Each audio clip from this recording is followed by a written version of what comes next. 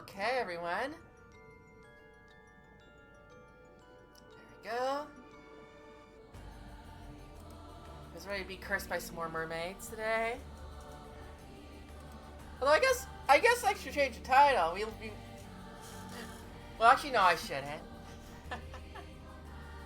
See, hey, double streaks. Let's go. I like how one of them is just 10 times more than the other. Exactly. That's funny. 15 more. Goddamn. You'll have it before the end of April at this rate. But yeah, the what is it? I was gonna be like, well, we did find a mermaid, except she's not really a mermaid anymore, and also we're still looking for a mermaid. We're still objectively looking for a mermaid, so I think it still fits. So yeah, last time we did find out, we did stop, we had multiple ways to stop, Kikuko, from murdering the entire island. And then we got the reveal about, Yumiko, so, and her husband.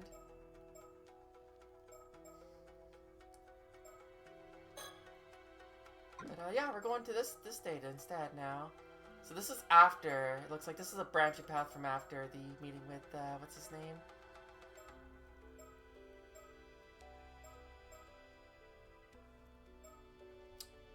Oh man, I can't remember his name now. Wakamura? I don't, specifically. Because, like, that is just one that's just, like, what is our role in all this? Like, are we, like, Mare's spirit looking after her son or something? Or, like,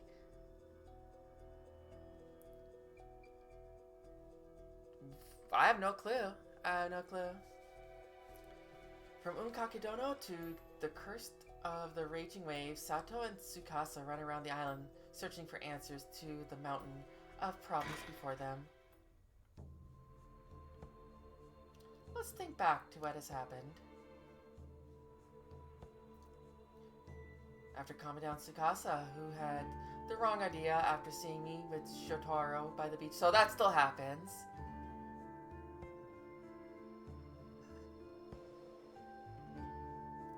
I explained at the Kante Kisho ruins that I was immortal, and that Mr. Wakamura was planning to hand me over to someone called Unkakedono.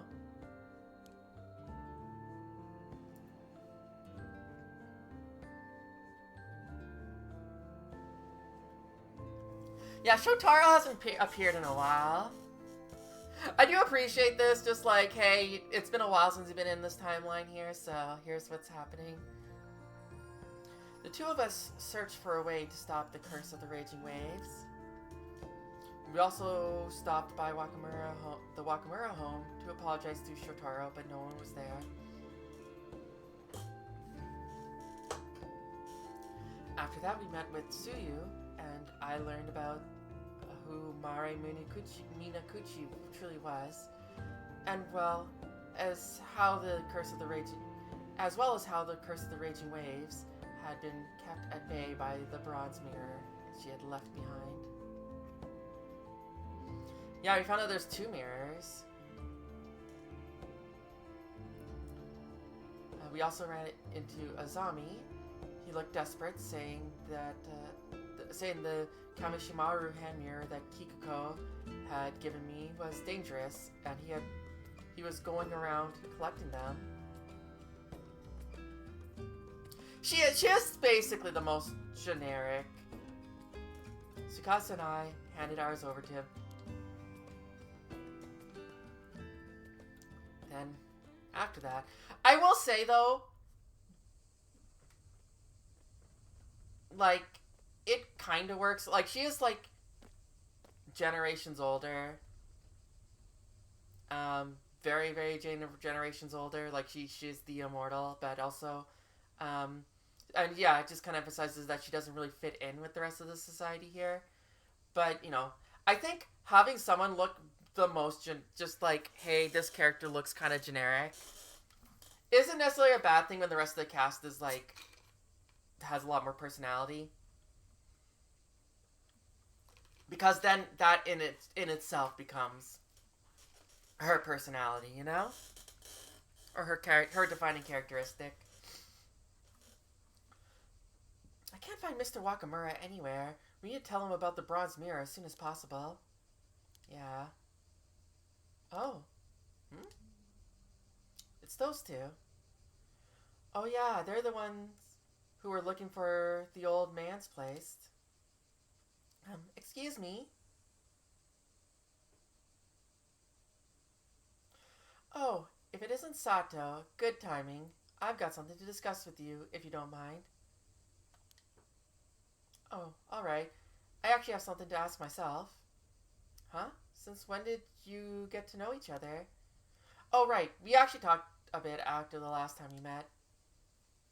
These two are from the Tokyo Metropolitan Police Department. They're here to lift the curse of the raging waves. Wait, seriously? Since when does the police deal in curses?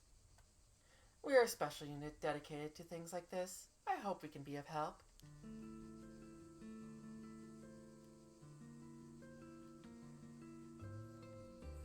But yeah, I also think, like, just specifically Yumiko's eyes, is definitely, like, a kind of hint to herself. Like, you have to figure, with her eyes being what they are, there has to be something suspicious, given that everyone else, you know, like, you know, no one in this, well, actually, Mr. Wakamura, okay. But hers is, like, very striking. But then you get the vision, and you're just like, oh, she's got like, this weird sight power, so that's probably why it's like that.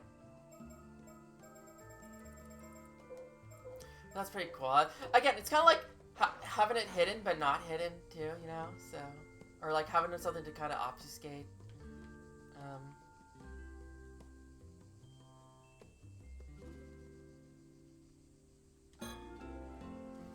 What they could mean. There's an old well here. These days, most houses have running water, so it isn't used anymore. In the story that Tsuyu told us earlier, the bronze mirror was apparently found at the bottom of this very well. I can't imagine how Mari managed to find it here. That's some real tenacity. You end up passing through this intersection no matter where you go on this island. A narrow path with a gentle breeze. It makes for a nice, peaceful afternoon. Huh? I swear I saw something catch the light behind me for a second.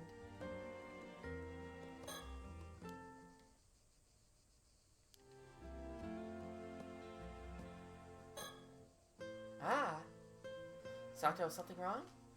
Oh no, it's just that there's a Kamishimaro keychain line on the ground here. Ah, you're right. Who just chucked the poor thing out here? Yeah, I almost missed it. I'll rescue it.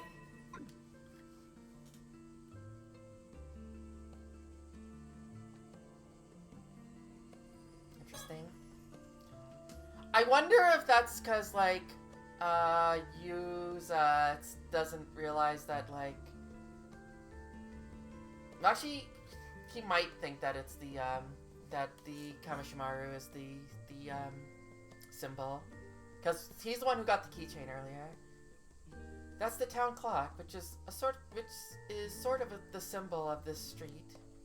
Perchance true. Standing quietly at the town center, its gentle ticking marks the years as it watches over people's lives. She seems like she's accepting it, but even Tsukasa probably didn't get everything from that quick explanation. Can't blame her though. I don't fully understand it myself.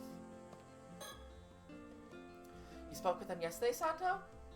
Yeah, they're specialists from a special unit called the Paranormal Affairs Bureau. They even saw right through me. Wait, you mean they figured out you're immortal? Yep, first time anyone's managed that. Wow, I guess a real professional can figure things out like that.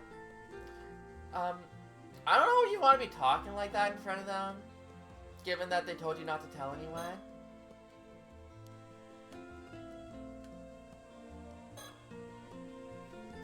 Why is she dressed up like a housewife?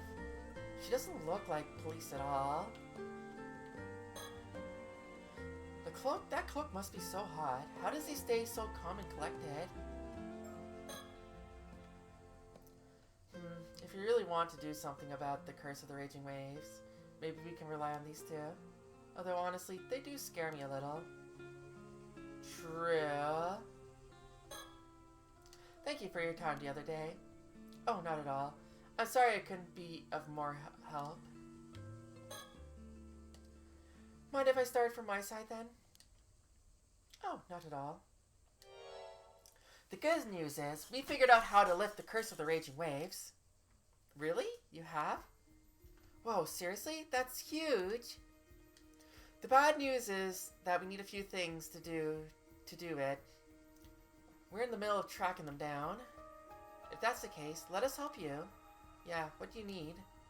Well, first is called the Still Tide Mirror, a mirror that was used to hold back the curse of the raging waves. We know where it is. We know where that is. At least, I think we do. You do? We just heard about it from Tsuyu Minakuchi.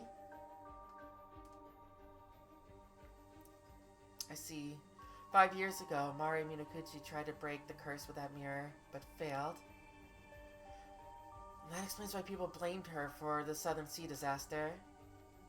If that mirror is back then, if that mirror from back then is still here, then it's very likely to be the Still Tide Mirror. Yes. That was what I wanted to talk to you about, too. I guess, but also, like, she also kind of reacted like she knew the Curse of the Raging Waves, so it's not like it's... I don't think it's necessarily classified information. I see. Thank you. Sounds like the pieces are coming together. Because I feel like it's like one of those... It's the big thing with the department is so much like... It's secret, but it's also not secret. It's just that it's a pain to try to explain to people. Or, like, people, you know, have trouble accepting it.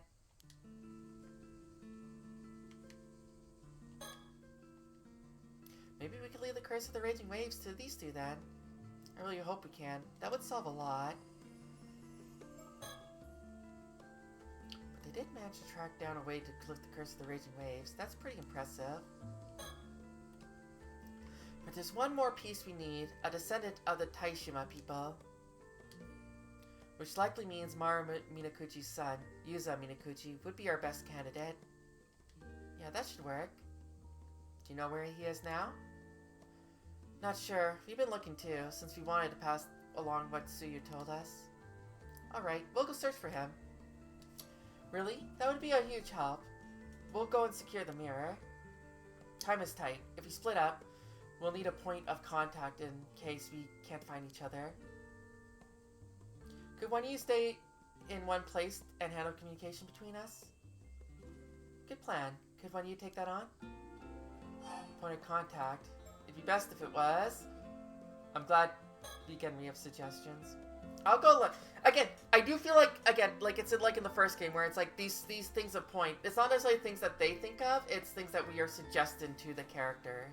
Somehow, but we have to figure out how that's, what does that make us? I'll go look for Yuza. Tsukasa, do you mind being the point of contact? Me? Sure, no problem. Let's see then. I'll wait by the community hall on Chuo Street. There's also a phone there we can use. Okay. We'll make contact there if anything happens. Thank you. That'll be a big help. Alright then, we'll retrieve the bronze mirror first, then track down Yuza Minakuchi and work on lifting the curse.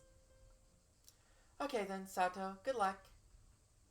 If you find Yuza, please tell him everything that Tsuyu told us.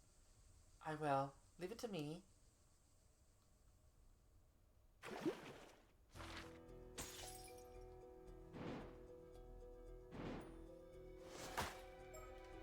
got more options.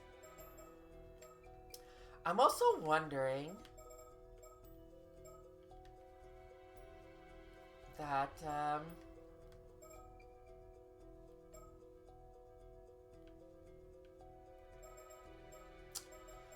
what was it? We have this one guy still that, like, who got introduced, who is, kind of a bit of a mystery, this guy.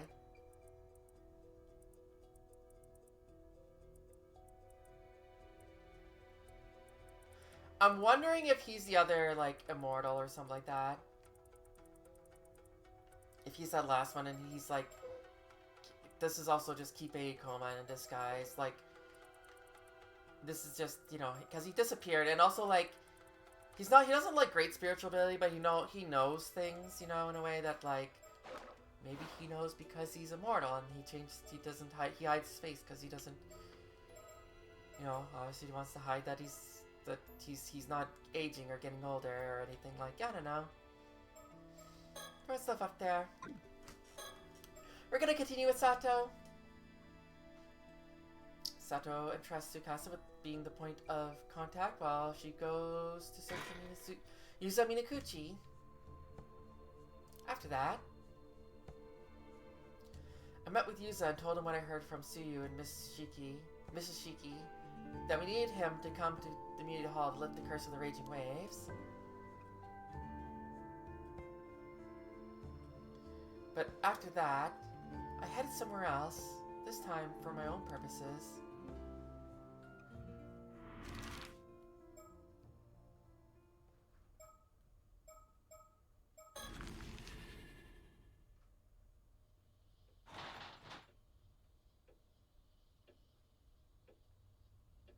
Hello? Is anyone home? Who am I kidding? I know no one is here.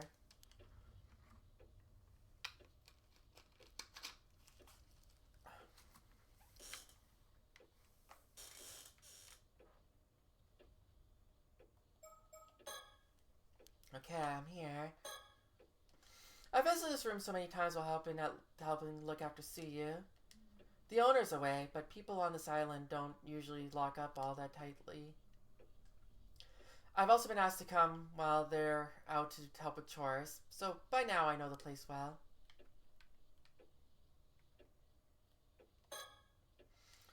This is the Minakuchi family altar. There are memorial tablets for Suyu's husband, her son Tosuke, and her daughter-in-law, Mare here.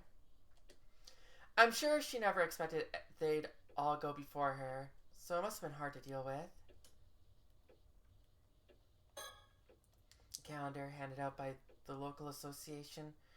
There's one at the Wakamura's place too. This one's still showing last month though. There's a circle marked around the day that marks the day Yuza came home. She must have really been looking forward to it. It's a table. One of those low tables that's perfect for flipping over. I know, because I see it on TV all the time. But with nothing on it, there's not much point in flipping it over, is there?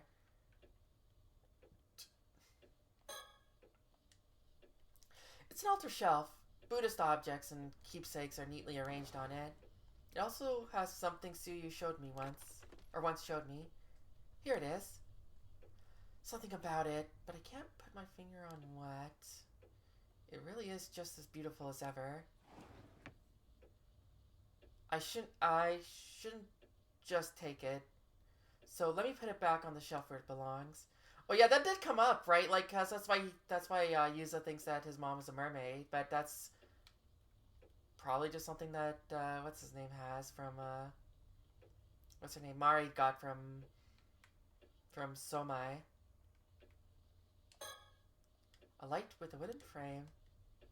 Looks like this design evolved from those old lamps with paper shades.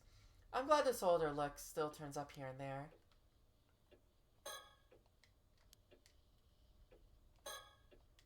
This chest of drawers is mostly just Suyu's clothes. I've helped put away the laundry, so I have a rough idea of what goes where, but they're still her personal things, so I shouldn't open it while she isn't here. sorts of things are scattered on the floor here. Even with this much storage, people still leave things lying about. Guess some things never change. A host held shrine for the sea god. Almost every home around here has one. Before heading out to sea, everyone always stops to pray here first. Once they come back safe, they pay respects again to give thanks. Sliding glass door that leads to an outside spot to dry laundry. Doesn't get much sun though. Built-in cupboard. Fitted snug against the wall. You can tell it's been here a long time. These kind of cupboards help the room feel less cramped. I was so impressed the first time I saw one. Modern design sure is smart. The inside, though, is a bit messy. Siu tends to toss anything in here to get it out of the way.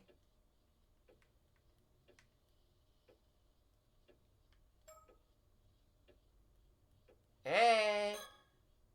Oh, what's that? Got 2 for getting 5. Tut and TL.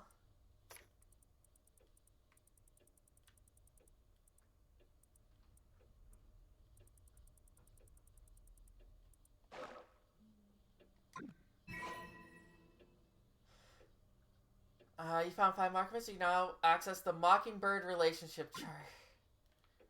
You gotta be kidding me. That's funny.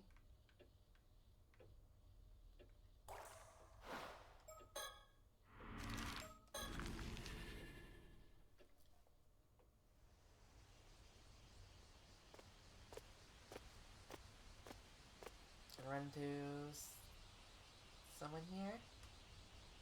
I was wondering if you're gonna run to Abby here. Oh, there they are.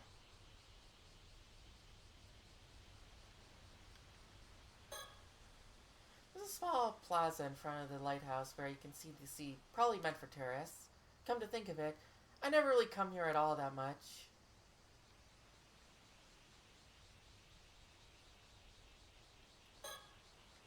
A lighthouse is such an amazing thing.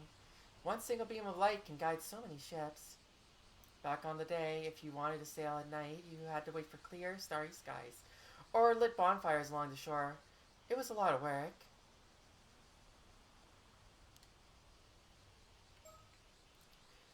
We are Sato right now. Why? Some scenes are like that. This isn't new.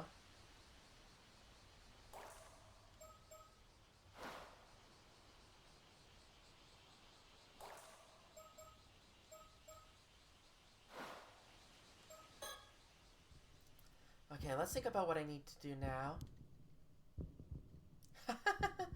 These two have a special box called Tamatebako. I need to get it from them no matter what.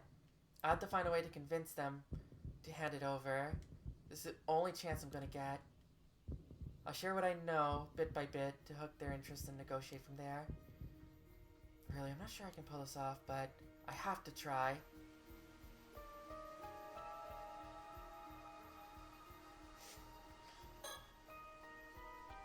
Excuse me. You rang?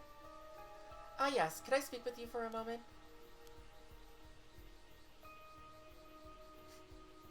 Oh, I know you don't know me, but permission granted.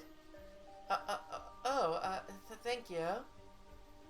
Oh, don't mind him. He always gets a little carried away. Right?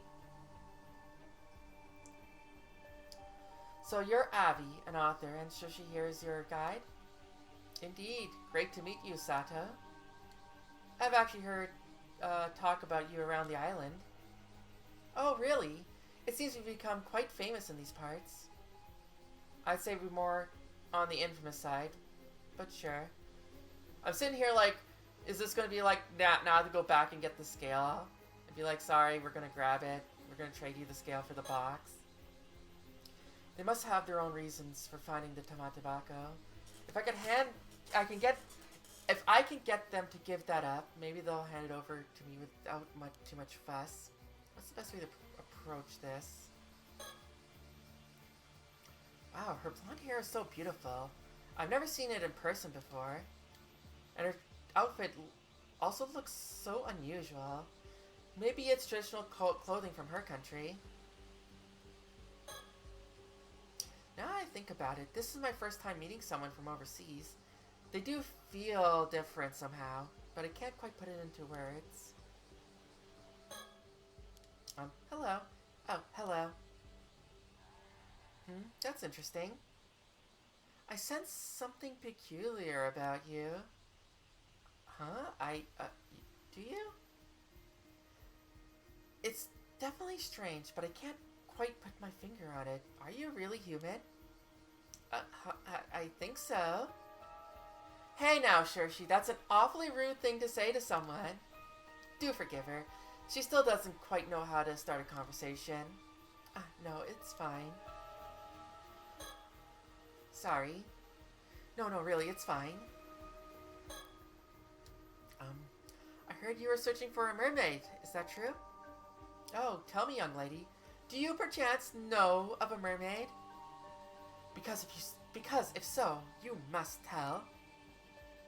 I'm sorry. I'm afraid I don't know anything about any specific mermaid. Oh, please don't look so disappointed. I feel bad now. You see, I'm rather interested in mermaids, so I was hoping I could ask you a little more about them.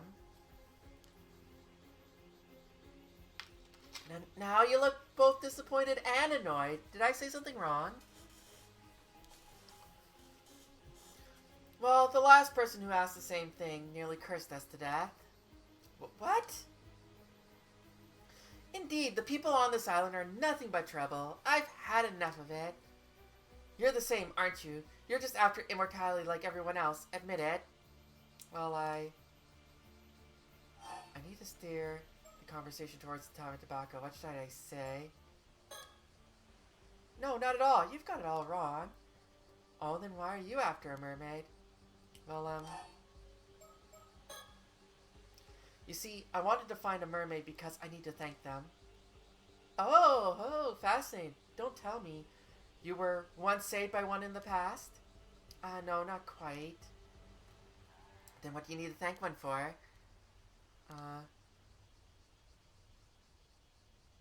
I'm sorry, I made that up. I just wanted to find and meet one, that's all. Oh, so that's your only reason? So, do mermaids really exist? As it happens, 400 years ago, there was an island near here called Taishima. There are legends that tell of 3 mermaids who lived there. Hayase, Sobai, and Nagame. Oh, so there were 3. But sadly, even after all our painstaking research, they've confirmed that meeting any of the 3 is now hopeless. What? No way. So my advice on meeting mermaids is this, and this alone. It's time to give up. Unless you happen to know things we don't, of course. Oh, I see. You see, that's why we decided to give up on the Issei Bay mermaids, take in the sights of Kamishima, and head home. There are mermaid legends scattered all across the world. We have all the time in the world to begin the search anew. Oh, so it really is that hopeless.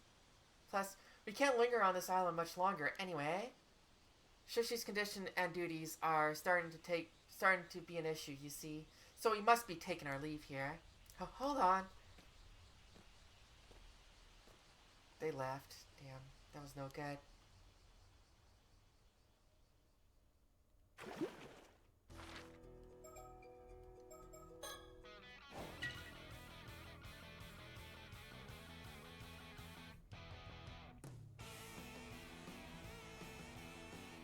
Oh, they have their own music track. Sorry, what's in here?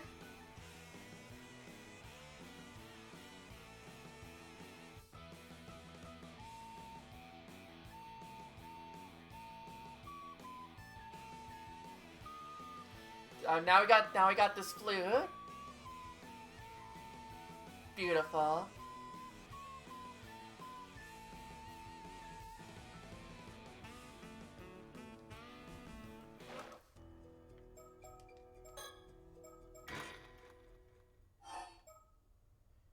Ended with Avi in position at the Tama Tobacco. You make a shitty song on purpose. Real.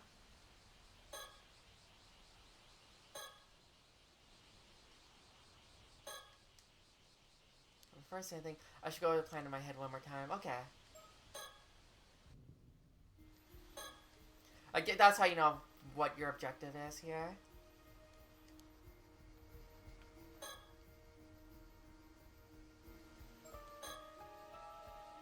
What the hell was that? She just comes out and asks if I'm human? How in the world she could tell someone was off? She doesn't know what I am, right? Everything should be fine.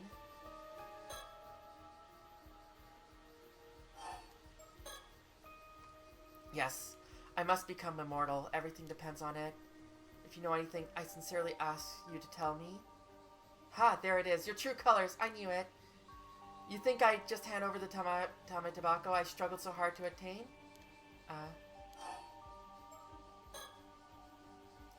Oh, so you really have the Tama Tobacco.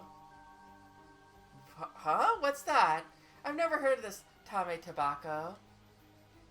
But you just said you wouldn't hand it over to me. No.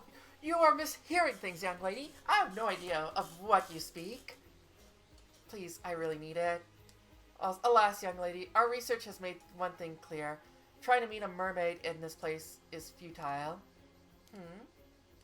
You see, that's why I decided to give up on... Ah, come on. So it really is hopeless.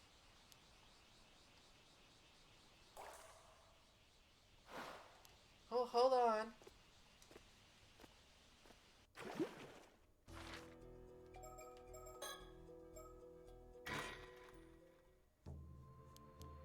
I wonder if I'm able to pick up the thing now that I failed once.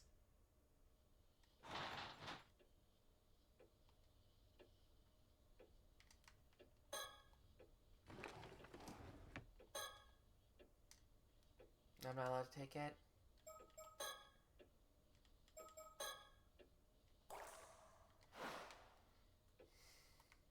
Okay, I feel like there's gonna be something else, like another scene that we have to get before we can do this. Like, we'll have to, like, get permission to take it. Or something, and then we'll be able to do, actually clear the scene. Because I feel like any option I pick here is just gonna not be good.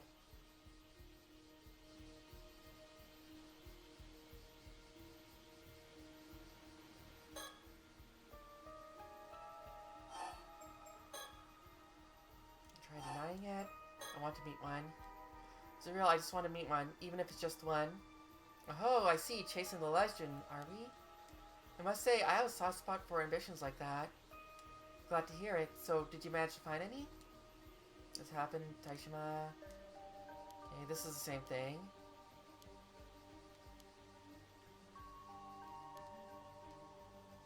So I had to give up. I'm just gonna try every option before I, like, absolutely decide to move on.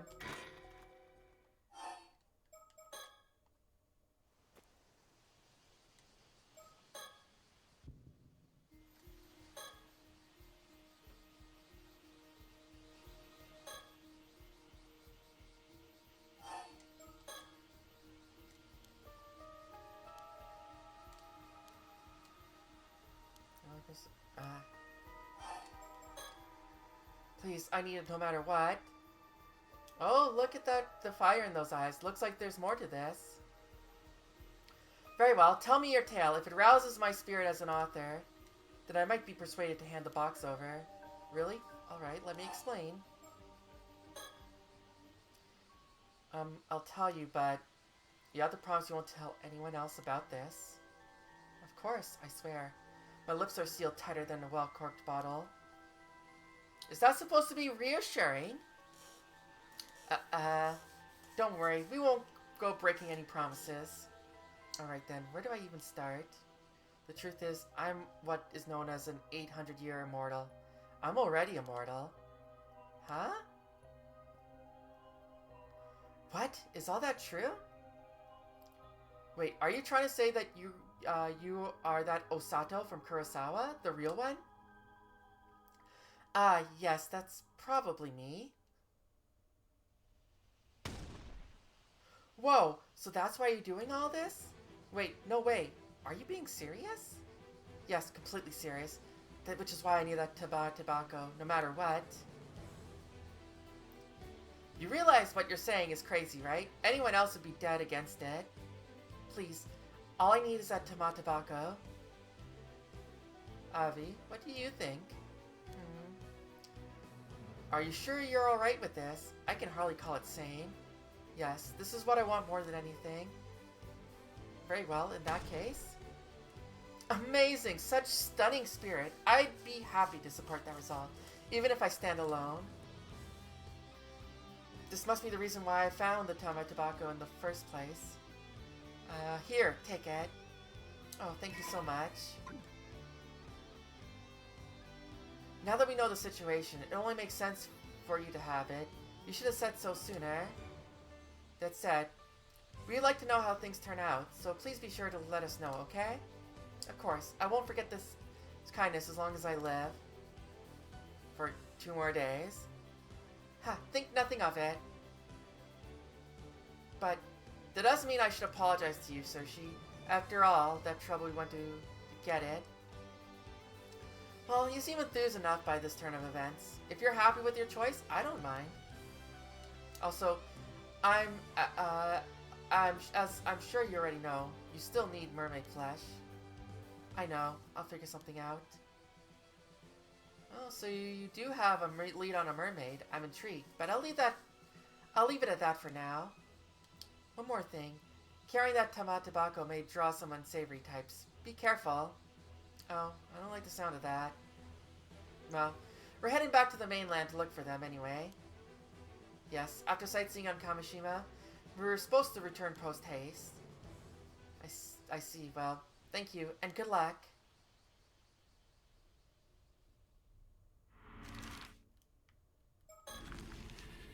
Oh, this is when the scale comes into play.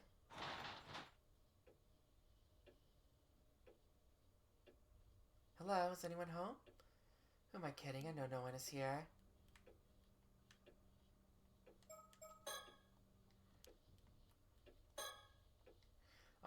It's an off-the-shelf Buddha sticks and keys placed are neatly arranged on it. Oh, some things you showed me once. Here it is. There's something about it. I can't put my finger on what. It really is just as beautiful as ever. Put it back on the shelf where it belongs. What? Center floor.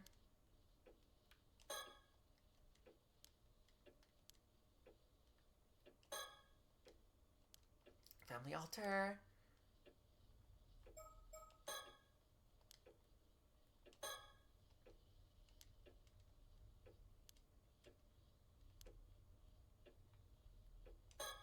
I thought for sure that was what it was going to be.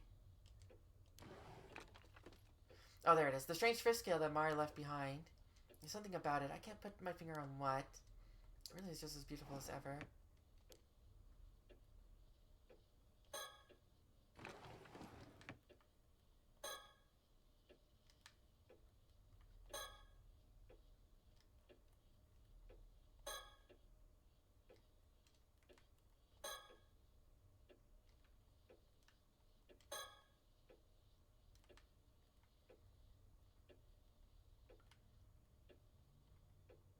Like, clearly I need to do something here.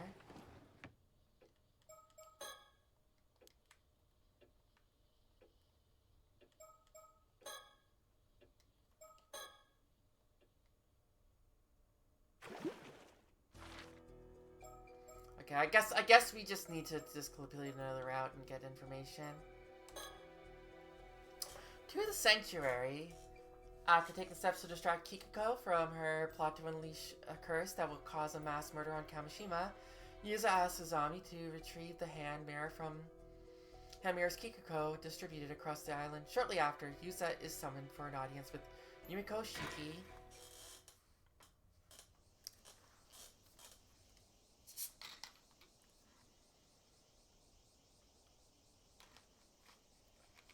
Ah, there you are.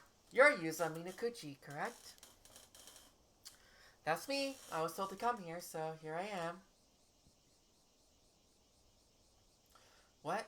Huh? You were sent here too, Azami? Me? Who, me? Nah. I was just passing by when I heard about what was going on, so I decided to wait here for you. Thanks, Azami.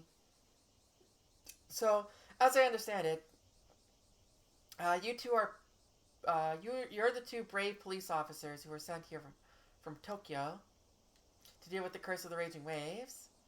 Brave. I wouldn't go that far. My name's Yumiko Shiki, and this is Soto Kiryu. Pleased to meet you. Am I mistaken, or did the two of you visit Kamishima yesterday as well? It almost seemed like you ran off at the sight of me. Did I do something to scare you off? Dear me, you noticed us, did you? My apologies. I'll explain everything shortly. But before I forget, that fellow over there has business with you as well, Yuza. Huh? Mr. Wakamura? He was fairly suspicious of us at first, but it seems we have finally earned his trust. He has kindly agreed to assist us in putting an end to the curse of the raging waves. Wait, really? Really, but tell me, is it true you are already familiar with this curse? That's what your friend here told us? Yeah, more or less. Good. Then it seems we're all up to speed.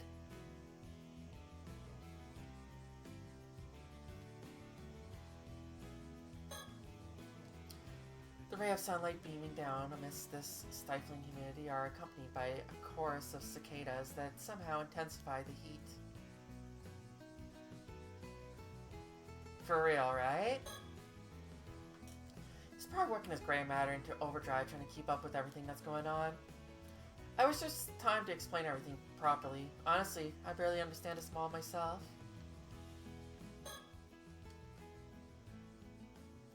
That reminds me, any luck with those hand mirrors, Azami?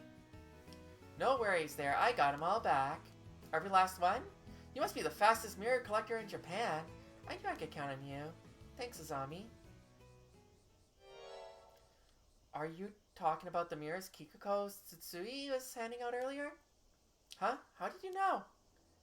I realized they were dangerous, so I had Azami collect them all.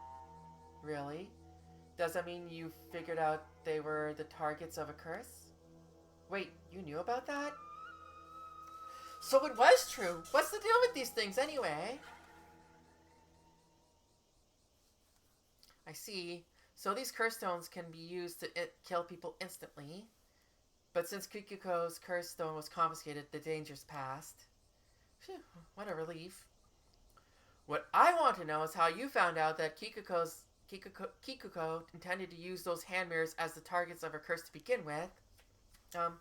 About that, I'm not sure you'll believe me, but... What? You encountered a Tomokazuki while you were diving and it showed you a vision? That's the long and short of it. Any idea what it means? Paranormal encounters are your area of expertise, after all. I've known instances of phenomenon capable of instilling memories. However, your experience does not seem to fit with any of them. I wonder why the thing looked at like you. That's the strangest part in my book. Hold up. You don't think the Tomokazuki could be a kind of curse, do you? It is true that some curses are accompanied by phantoms known as curse echoes. Yet, as the operation Yuza encountered warned him of impending danger, it seems unlikely to have been a product of a harmful curse. That being said, I'm afraid I cannot begin to guess its true nature. Well, at least that hand mirror's curse is dealt with. That's a load off our minds. Right, but we're not done yet. One calamity down, one to go. Yeah, I guess can't relax till the curse of the raging waves is broken too. Well, seems we managed to put a stop to Kikuko's massacre at least. Now if you could just break the curse of the raging waves, I'll be able to get back to focusing on my true goal. So, Mr. Wakamura has been trying to end the curse of the raging waves too, huh? So, you found out about the curse of the raging waves then, eh, boy? Yeah, to an extent, anyway.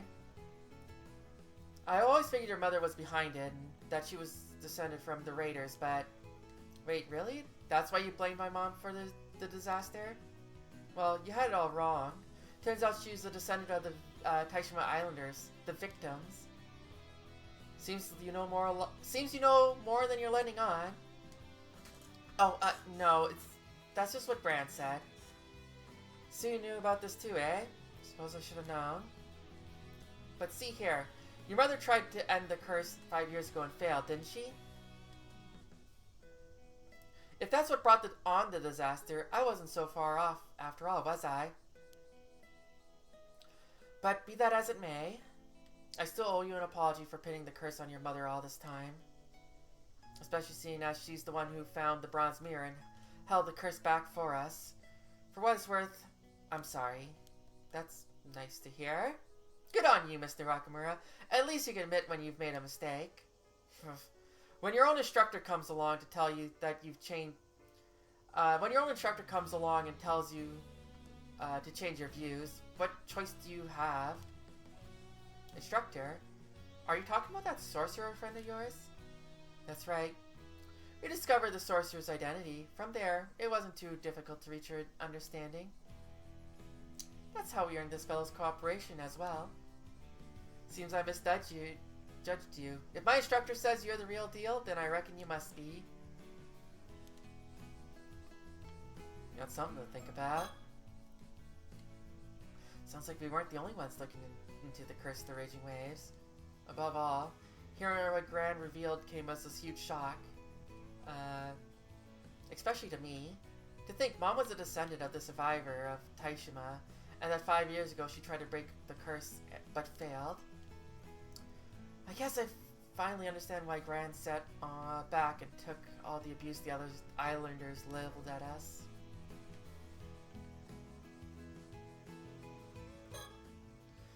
But just to be sure now, do you have any... You do have a way to end the curse of the raging waves, yes? I can trust you on that?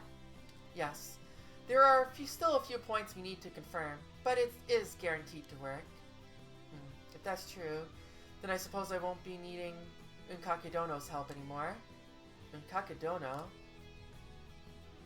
You mean to say that Yamashina has known of a way to break the curse all along? Well, you know about Unkakedono too, eh? As a matter of fact, just yesterday he told me out of the blue he found a way to end it. He said he'd tell me what it was on the condition I brought him Sato Shiranami. Information he got from Ikoma, I have no doubt. And he asked for the girl, I see. And you were prepared to hand her over? Isn't she a relative of yours? So what if I was? That's got nothing to do with you. If you say so. In any case, the information Yamashina had for you must be the same as what we have to share. So there's no longer any need for you to betray your own kin. I'll hold you to that. All the same, I'm not sure. Something else troubling you?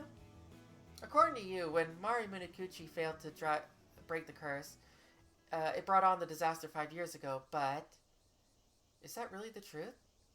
What are you getting at? Well, if the steel time mirror worked as it should, there wouldn't have been no disaster, would there?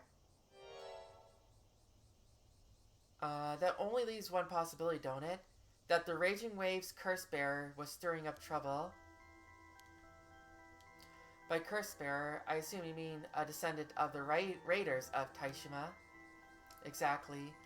If someone from that lineage got anywhere near the Southern Sea, the wrath of the Taishima would churn up those waters into a maelstrom.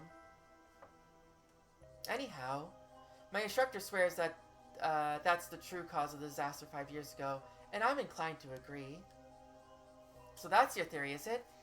Now I understand why you suspected Mare Minakuchi's heritage. Though, I gather this instructor of yours never actually accused her of being the curse bearer. True. Never was sure on that point. Said we couldn't be certain, given how it'd been 5 years and all. But all things considered, who could blame me for that being suspicious of her? No one knew where she came from. I don't wish to doubt your instructor, but I'm not sure how much water this theory holds. Yet we cannot rule it out entirely, given what we know of this sorcerer's power. So you're skeptical, eh? Not as if I have a better idea. Not as if you have a better idea, though, is it? Well, you do have a point. The issue remains. If Mare wasn't the curse bearer, who else could have it been? Well, can't say I figured that out yet, but...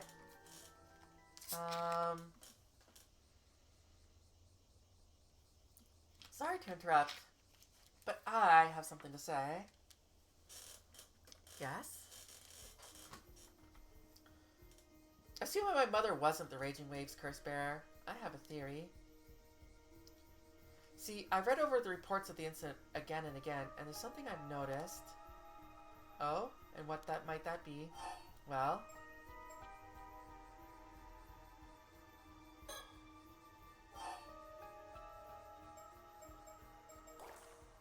Because there's two people that we didn't know on there.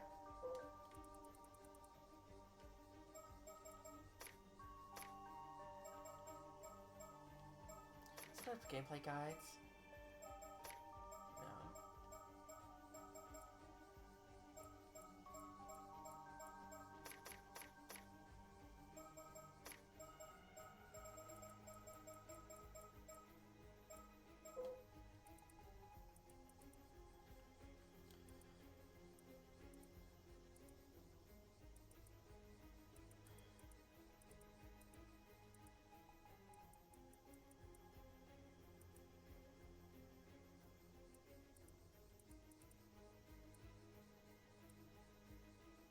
No. Fishermen and 11 fishermen and ama divers were on board missing.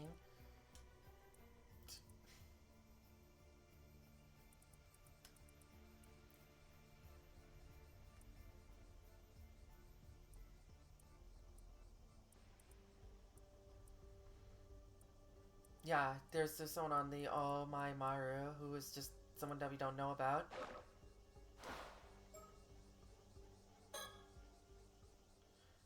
I remember reading that the identity of one of the passengers on the Ome Maru was unknown. Couldn't they have been the curse bearer? Interesting. Well, Mr. Rakamura, what do you know about this? Know of this mysterious individual? The Ome Maru? That was Yukiji Nishikawa's boat. As I recall, according to the departure declaration, the Ome Maru had taken someone on board, someone in business on the mainland who had research to do. But as no name was given, no one had a clue who they were. Oh, I thought the point of these declarations was to keep a record in case of an accident. Sounds to me like someone was careless. Can't deny that. So this passenger was never identified. No, but mind you, eyewitness reports say that the Ome Maru set sail that day. The captain was alone on board. So maybe picked them up from the mainland, or maybe they never boarded to begin with. Who's to say? But do you think it's possible that this person could have been the curse bearer? Could be. If it wasn't Mare, it'd make for a hell of a coincidence, though. Unfortunately, since this Nishikawa fellow isn't around, there's no way to find out. Well, I already apologize. I can't say that much concerns me anymore. All I care now is putting an end to the curse of the Raging Waves.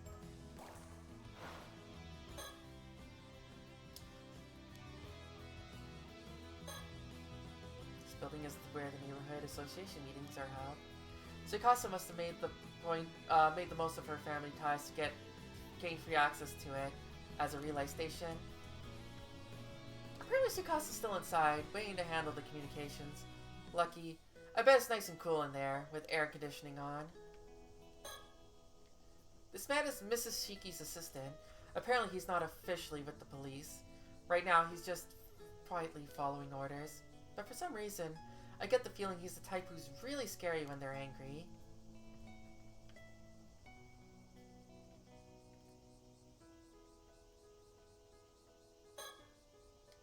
I can't put my finger on it, but there's something mysterious about this woman. And I had no idea there were actually police officers who handled supernatural incidents.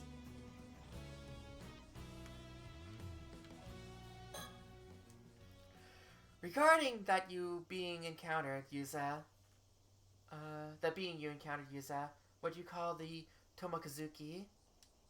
While it does seem to resemble the Tomokazuki featured in the folklore of this region, I suspect it was something else entirely. Why? What are the Tomokazuki anyway? They are both the spirits of Amadivers who were lost beneath the waves in the past, and malevolent spirits born of the fear Amadivers harbor towards accidents at sea.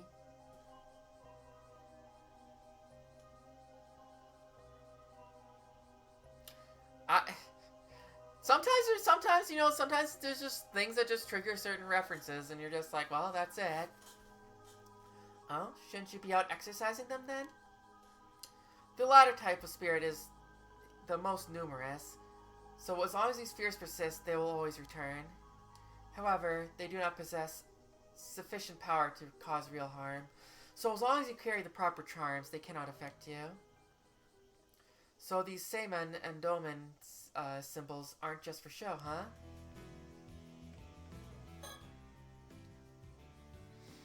That'll do it. Indeed, that's why I cannot wonder what it is you truly encountered down there. Where shall we begin?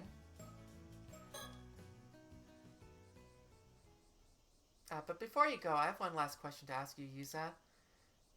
And what would that be? Well, how should I put this? It's a delicate subject. Mind if I have a private word? Huh? So, what did you want to talk about? Just so we're clear, if you're looking to grow pearls, I don't know anything about that. That would require delicate handling, but that's not what I meant. Yuza, when you got caught in that disaster 5 years ago, did you by chance encounter a mermaid? Huh? I did, but how did you know about that? Good of you to tell the truth. That makes this easier. As for how I know, that would be because it's the only possible explanation. Meaning? Come now, Yuza. A mermaid cursed you with immortality. You're an 800-year immortal. What? You can't hide the truth from me. These eyes don't lie. I assume it occurred during the disaster 5 years ago. You must have nearly died. But then you were revived by a mermaid and made immortal. Surely you must have realized this by now. Yeah. You got me. I'm an immortal boy with an undying body. Why did this happen to you, I wonder? I wish I knew. If you could tell me more about it, would you mind filling me in? I suppose that's only fair. What would you like to know? I was wondering, does me being immortal have anything to do with my mom? I mean, is there any chance she could have been a mermaid? None whatsoever. Ah.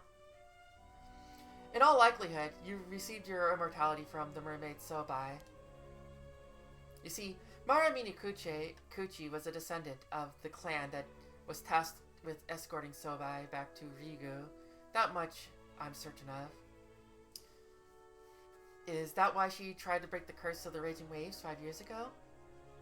I can only assume so. However, as the seal over the entrance to Ryugu had yet to break, things didn't go as planned.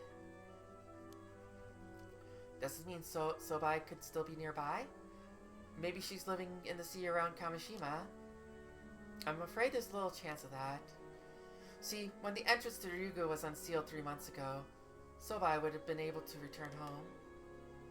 Oh, well, I guess that means my mom's duty was fulfilled in the end. That's something at least. Do you know any way I can meet this mermaid?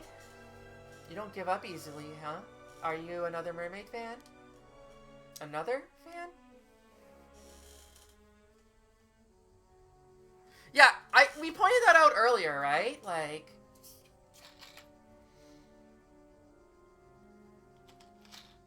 I was wondering if when we got her reveal and her backstory showed up, I wonder if it was going to say something about, like, a mark or anything, but...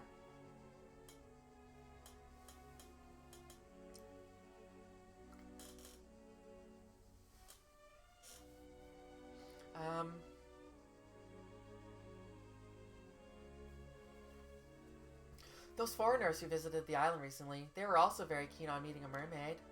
Oh, you mean that author and his young guide? Sure do. You've spoken with them, I take it? Actually, no. I've never met them. But I saw them when I had that vision. Is that so? Well, all I can tell you is the same thing I told them. Meeting a mermaid is no longer possible. Sorry? Does that mean there's no way to visit Ryugu either?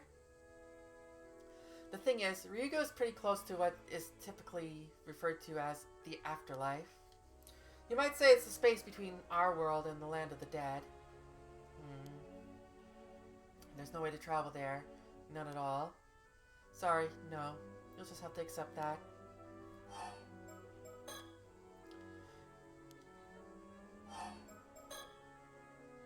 Earlier you said a mermaid cursed me. What exactly do you mean by that? Just as it sounds, like for 800 years you'll be incapable of aging or dying. But what is that but a curse? Your very existence defies the law of nature. You can hardly be termed human. You are now an anomalous being, something closer to a spirit. Though, for that matter, I'm in no position to talk. Huh? Still, I do feel sorry for you. What possessed her to curse you, a mere child? I would like to know. I always thought that mermaid saved my life. Was I wrong? Well, that depends on how you look at things. Personally, I wouldn't call what she did saving you at all. At the end of the day, she saddled you with an existence worse than death.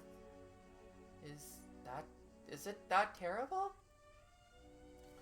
It's only been 5 years. The people around you probably think you're a late bloomer.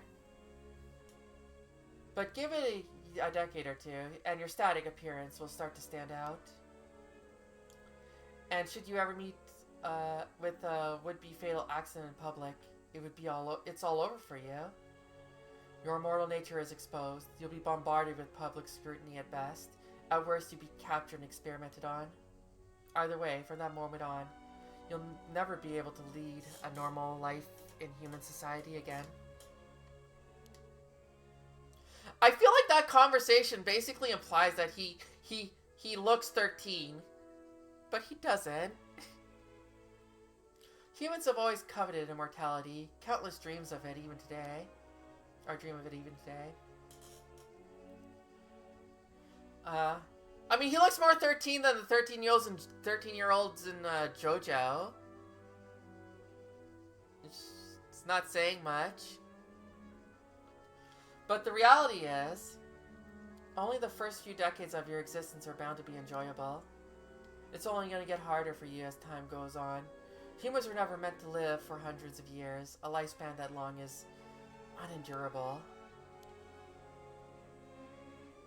And speaking as a member of law enforcement, the existence of immortal beings must be kept hidden, or all sorts of problems can arise. Problems? Like what? Well, it's not easy to keep a lid on things these days, and it doesn't take much to incite a panic or start a war. Just last year, there was that ruckus over the right of resurrection, if you remember. Suffice to say, whenever I track down an 800-year immortal, I can't just leave them be. But what are you saying? Are you going to arrest me? Ordinarily I would. Protocol dictates I capture any 800-year immortals I find and seal them in an underground vault. That is the fate I was thinking of when I mentioned being immortal is an existence worse than death. Yeah. Don't worry, I have no intention of taking you anywhere just yet. You're a special case. The way I see it, you're essentially the victim here. Not to mention, I need your help breaking the curse of the raging waves. So, it seems we'll have to find a way to compromise. I don't know why, but you're looking for information about mermaids as well, right? Well, for starters, mermaids aren't meant to interfere in the lives of immortals. Even their kind don't approve of that. Really. In fact, generally speaking, creating an 800-year immortal is flat out forbidden. Despite that, Sobai made you immortal. Yeah, right? This is whatever new system comes in, just put them in there and just be like, yeah. You know, there's probably other 800-year immortals. They can hang out. In other words, this mermaid went out of her way to place a curse on you. Yes, that settles it. Her intent wasn't to save me after all. Exactly. I was hoping you'd be able to tell me what made her go that far. But it turns out you're just as clueless as I am. Yep. Then, all we know for sure is that something happened between Sobai and your mother that day. And that led to you being made immortal. Whether it was simply to save your life or for some other reason, there's unfortunately no way of knowing.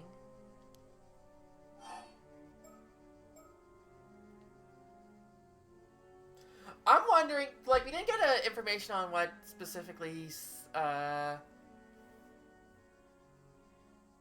Sato is trying to get the box Tomato tobacco for or whatnot, but, like, I'm wondering if she wants to, like, extend her immortality so she can be with Yuza and keep him company or something. That's why they looked at each other at the end of that thing, right? But I'm curious, what were you intending to do if you found a way to meet Sobai? Honestly, at first, I wanted to just thank her for saving me, but after what you told me, that's changed. How so? Now I'm more curious to hear about why she decided to make me an 800-year immortal, and what happened with me, what happened with my mom that day. Can't say I blame you. And I understand where you're coming from, but it just can't be done. Even if I can't meet her, is there some way I can learn the truth? Well, you can't ask her directly or communicate with her in any way. But you know, I heard you have no memory of the incident 5 years ago. Is that true? Huh? Well, yeah, the doctors reckon it's because of the shock. Even my memories of meeting a mermaid are really hazy. Then, isn't it possible that isn't it possible that Sobai told you something that day? So the memory of what you heard must be buried in the depths of your subconscious. If I can find a way to remember it, but I wouldn't know how to start, where would I find my memory of a mermaid? I don't know. The only piece of advice I have for you is to think back, delve into your memories, and scour them from corner to corner. Yeah, right? There's something else that's been bugging me. As mermaids can create 800-year can mermaids create 800-year immortals at will? As in, you don't really have to eat their flesh? Actually, you do. You can't be immortal without ingesting a bit of mermaid flesh, even if it's a tiny piece. However, it's not as simple as cutting off a slice. Mermaid flesh withers away the moment it's severed and lost, and loses its efficacy. In other words, for a mermaid to create an immortal of her own volition, she would have to allow a human to bite her directly. Jesus Christ. How could that happen without the human's consent? I mean, I was barely conscious when I became an undead boy. I mean, an 800-year immortal. Like I said, even the tiniest piece, a mere scrap of their tail would do the trick. You can move someone's jaw while they're unconscious and get them to bite. It's not impossible. Oh, damn. I guess it's a lot more forceful. I guess it was a lot more forceful than I was imagining. So all you have to do is bite a living mermaid, and you become immortal. Pretty much. Though I assume a few mermaids would consent to that. Oh, I assume few mermaids would consent to that. So that's how it works. But if the flesh has been severed, adjusting it wouldn't extend your lifespan at all, huh? That's right. Ordinarily, anyway. Ordinarily? You mean there's an exception? If a mermaid's flesh is cut from within the confines of Ryugu, it won't wither away. It just grows back. Huh. Well, I've got you here. I guess I might as well ask. Is there any way to reverse immortality? You wouldn't be the first 800-year immortal to seek that possibility, but unfortunately, the answer is no. The moment you became immortal, you lose your mortal form for good. I see. And there's no way for an 800-year immortal to die, other than waiting for their lifespan to end? No, it's simply impossible. That's what makes it a curse. Not that I want to experiment, but what would happen if, say, I threw my body into a furnace or a vat of acid?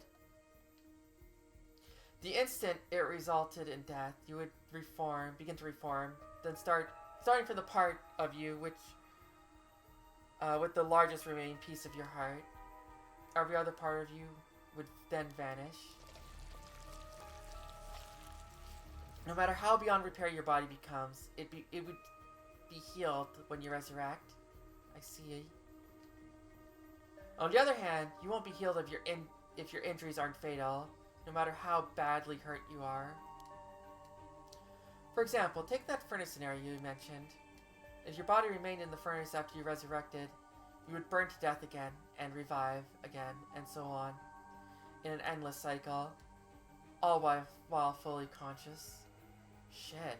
Sounds like hell. My advice? Be careful not to fall into any bottomless pits. Right. I'll be sure to keep that in mind if I ever go near one. By the way, you mentioned I'd resurrect from the part around my heart. Does that mean if my head was cut off, only my body would regenerate? Well, yes, that should be the case. But what would happen to my consciousness, my memories, my thought? All that is stored in my brain, isn't it? That's a tough one.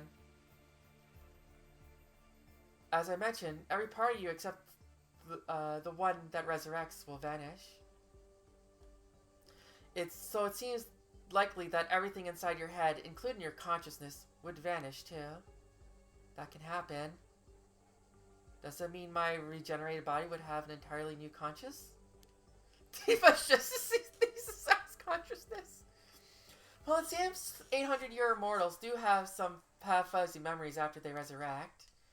But I've never known anyone who tried what you're describing. It's possible your consciousness would be reinstated, carried over as it was before. Though it's equally possible that it would be divided or become a new entity. There's no way to know unless you decide to test it out yourself. Divided, huh? Yeah, because specifically in the scenario earlier, or in the bad timeline scenario, it's specifically his head gets cut off.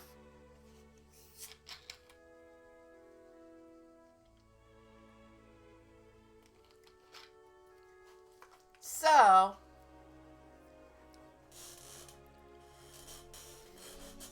she get out of here. So, what if our role in this is we're actually the consciousness of Yuza that was like that had been like severed, and that's how we're sending the information to him. Although that doesn't completely explain how we're able to get there. Well, I guess some of it, because like we redirect Abby to go see Kikuko instead of going to see us. Look, I wish I could make this easier on you, but there's nothing I can do. Yeah. So as long as you stay put on this island and keep a low profile, I'm prepared to leave you be. You managed to keep your immortality a secret for 5 years now, after all. Thank you. I'll swear I'll do everything in my power not to get found out. So please, don't arrest me. Think about it. You must have encountered Sobai before. All you need to do is locate your memory of that time. Alright then, you better head back or your friend will start to wonder what happened to you. Right, thanks for answering my questions. Welcome back. Everything okay, Yusa? Yeah, the music's good. It's fine. Of course, if I wasn't, I'd have to make a dramatic entrance. Glad to see your usual oddball self. Guess there's nothing to worry about then.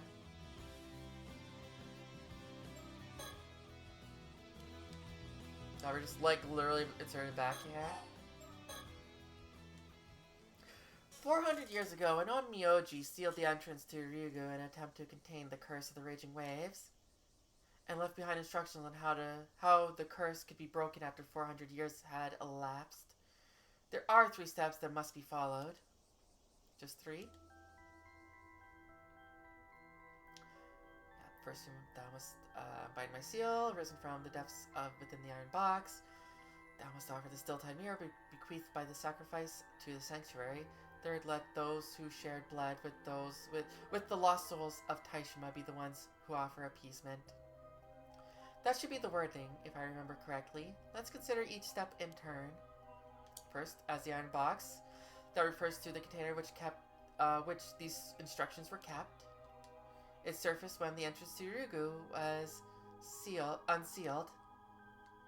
It stands to reason that the seal mentioned in the first step must have appeared somewhere. What is the seal anyways? It's the Onmyoji's own symbol.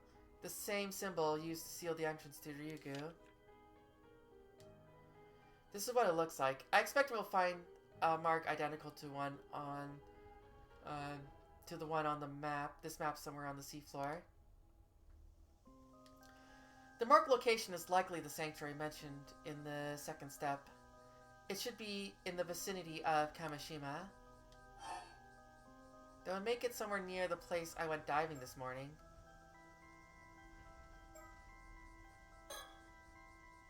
I don't remember seeing a seal anywhere. Maybe you better search again just to be sure.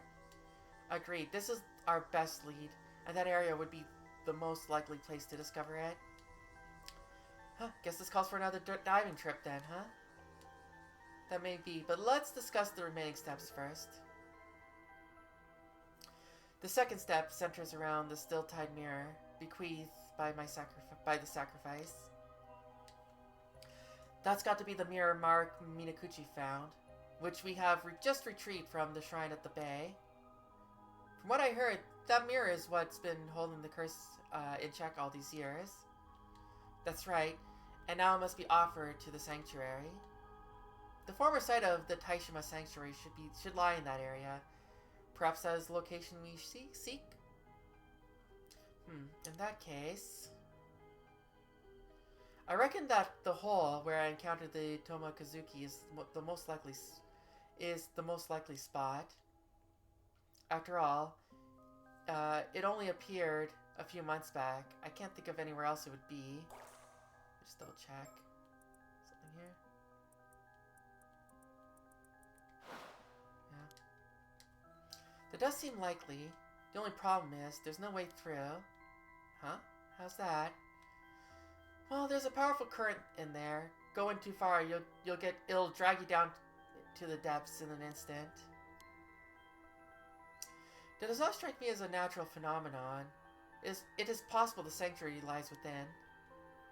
And perhaps one must have the still-tied mirror in hand to pass through safely. That makes sense. Then it seems the way forward is clear, as far as the first 2 steps are concerned. Right, that just leaves the third. The final instruction stipulates that a descendant of the Taishima Islanders must carry out these tasks. That means you, Yuza. So that's why I was called here, huh? First, I'll need to find the seal on the seafloor and unbind it. After that, all that's left is to take the still-tied mirror through that hole and offer it to the sanctuary. We're counting on you, Yuza. If you pull this off, the curse of the raging waves should be broken for good. Let's hop to it then. I'll take you out on the boat. Thanks, Azami. Sounds like this is a job for the patron saint of diving. The patron saint? Who are you talking about? Don't worry about it. It's a private joke. Well, I dare say that covers everything we needed to discuss. It's time the two of you are on your way to break the curse. That curse won't break itself. Come on, Yuza. The future of Kamishima is riding on you. Right. I'll do everything I can. Minakuchi... Yuza, if you end this curse, I'll see to it that the rumors about you go away, and that you're hailed as the hero of Kamishima. So get it done. You hear that, Yuza? This is a chance to clear your name for good. Sounds like a fair deal. Count on me, Mr. Wakamura.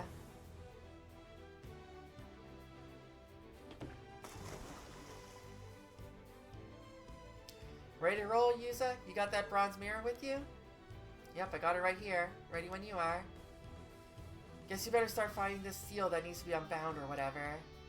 Right, I'll start by searching the area around the hole I found last time. Actually, you might want to get in some practice first, just to make sure you have the strength to take care of it when you get there. I almost forgot how bad I did before. I guess it's only natural to be worried about me after that performance. Good luck, Yuza. I'll be waiting right here.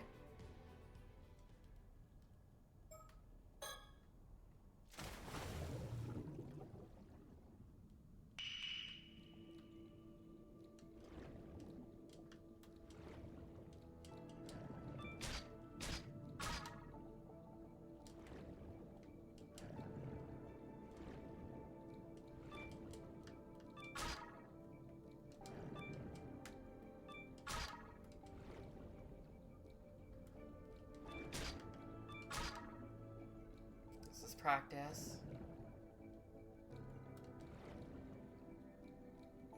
So that's where the seal is. Got it.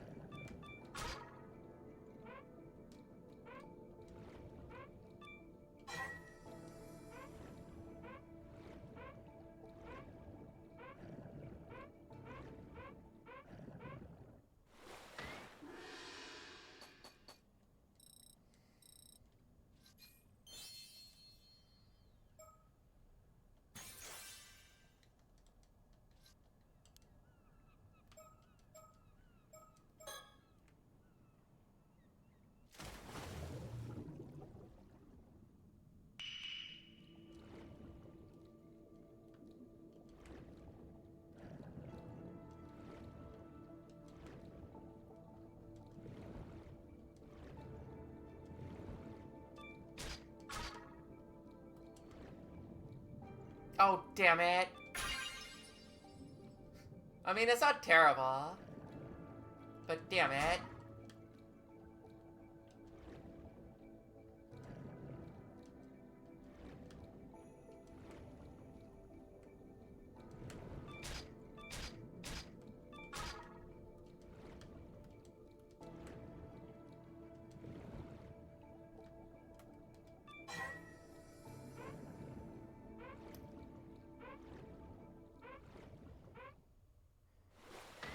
Yeah, that's true.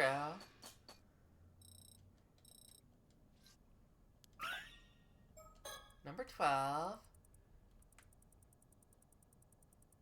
Oh. I just noticed this here. Kikuko's reward. Wait. Oh yeah, that's here. We got Dawn Heron.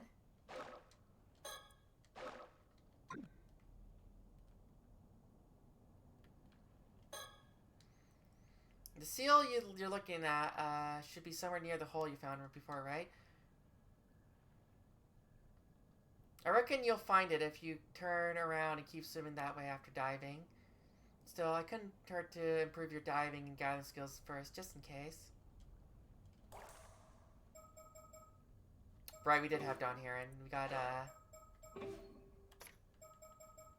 glad there's still one thing that we haven't got. We got number 12.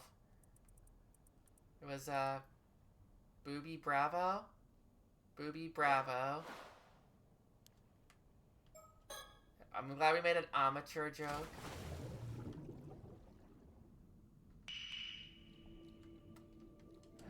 Oh, look at all this stuff here.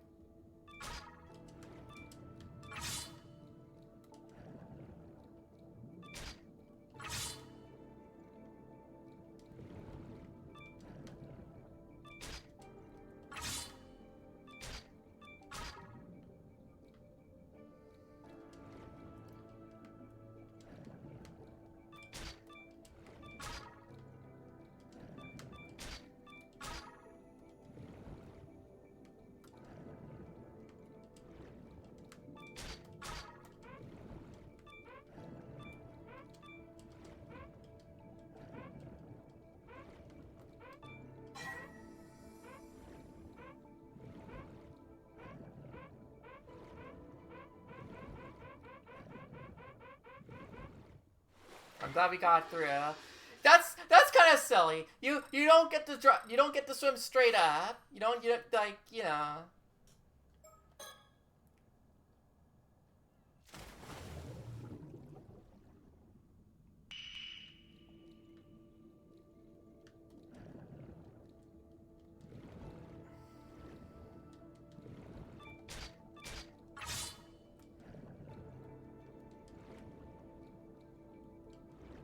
Up.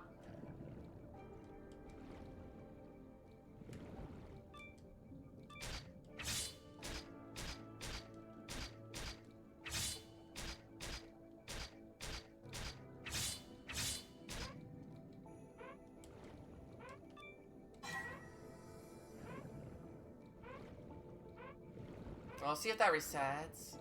If it resets every time, I'm gonna have to get some...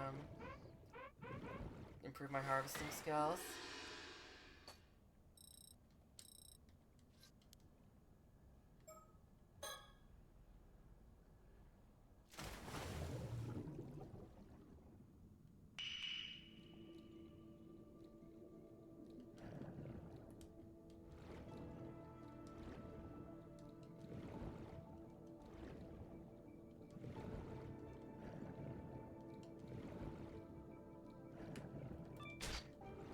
Oh my god.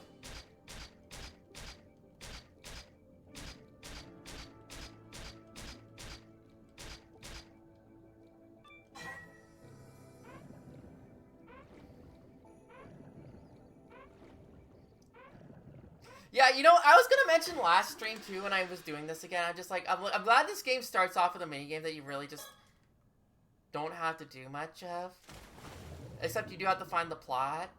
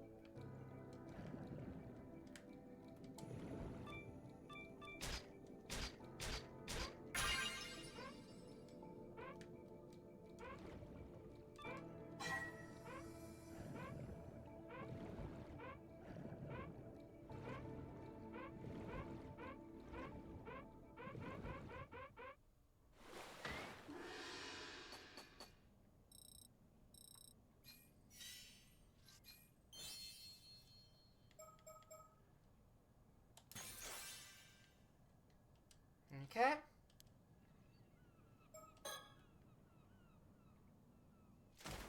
So how's everyone's Monday? To do some relaxing sea gathering.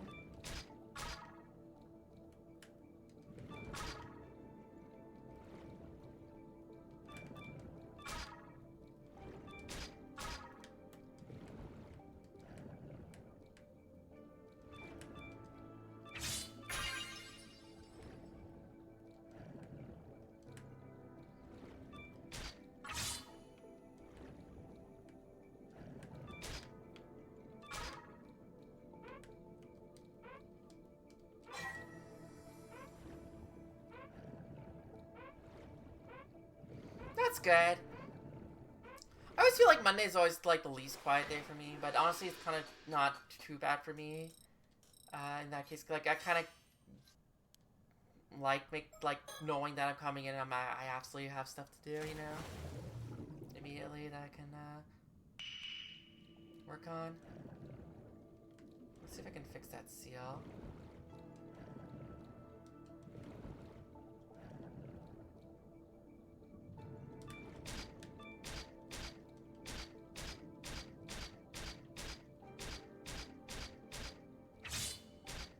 Need more creds.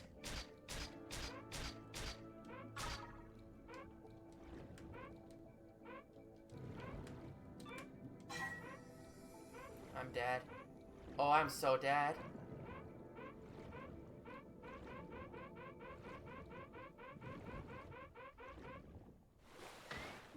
How did die.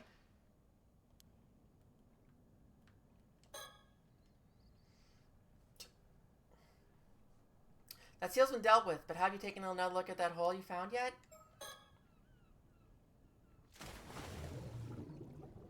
Yeah, I mean, the slow day, that would make sense.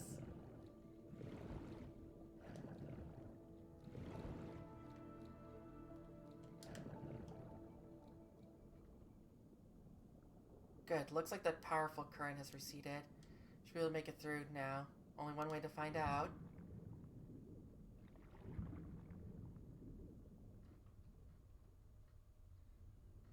Yeah, earlier that was definitely killing me, for sure.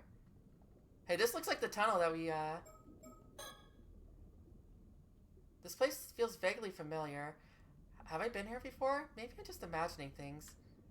This feels a lot like the, cave that we see the storyteller. Also God. Yeah, no, I definitely don't, envy Yuza here. I'm a little uncomfortable, personally. There's a tunnel here. Is this the right way?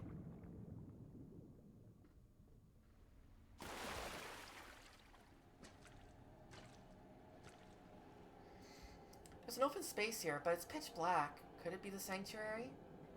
Good thing I brought my flashlight. Let's see. There, now I can see. Time to have a good look. I don't want to have a good look around.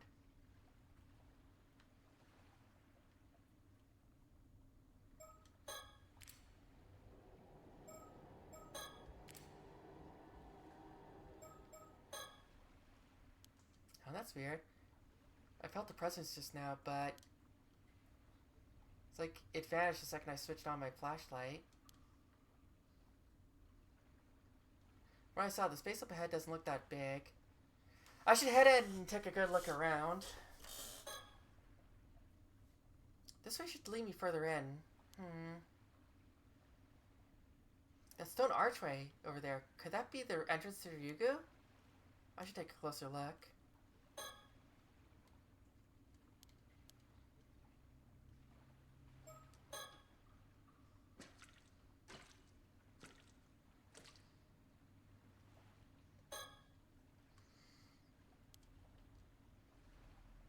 Nothing happens when I go near it. I guess humans can't really travel there after all. So all I need to do is to break the curse is leave the bronze mirror here, right?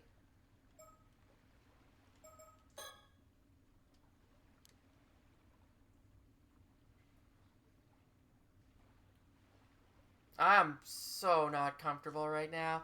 You know, it was funny because I was gonna comment how, like, last game had it, like, I guess the last game, like, was very front-loaded with some of the spooks, and, like, it was, once it became daytime, it felt a little bit more comfortable, but boy, I was, like, really uncomfortable the first stream, and then this time it's been, like, mostly fine.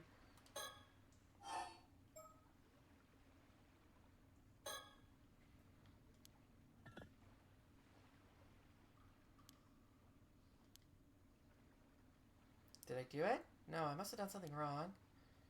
That clearly didn't work. Maybe I should take another look around or something. Nothing here.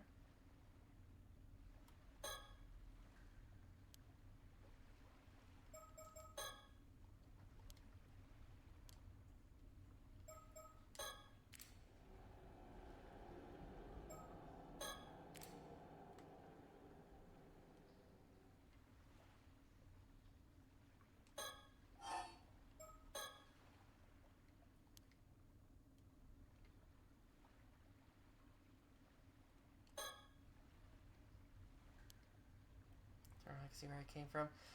I hate this. I hate this. I hate this. I hate this. Oh, God.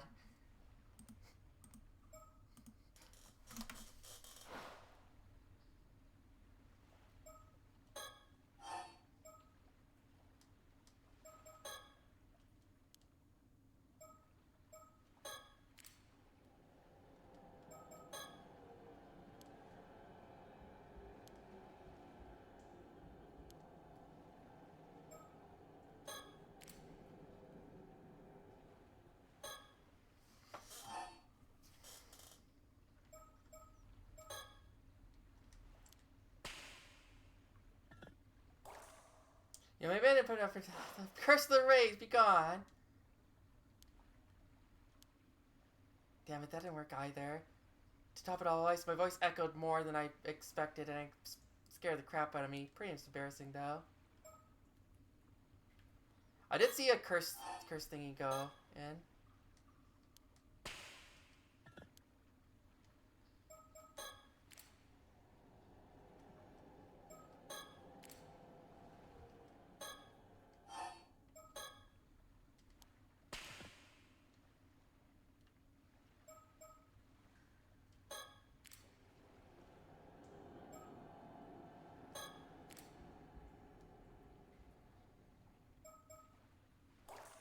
What is that?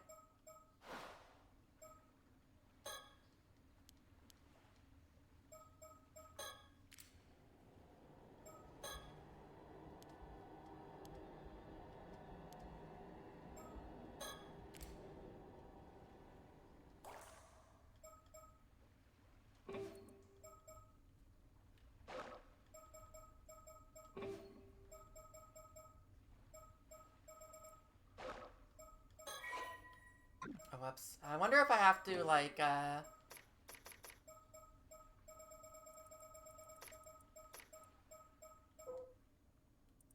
It looks very similar to that, doesn't it?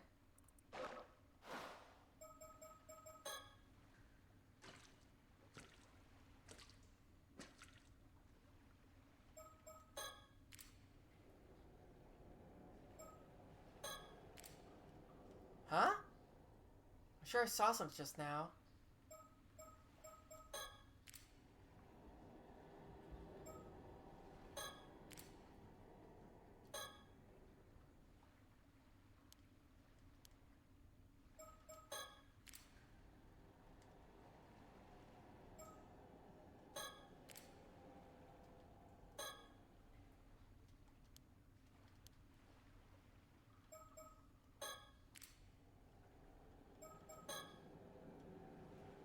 Let's just take a closer look.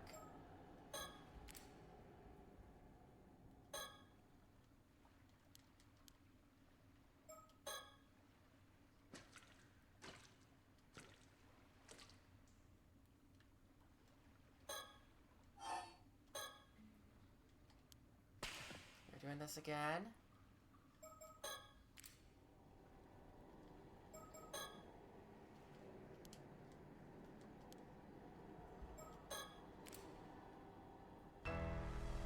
Ah, what the hell was that?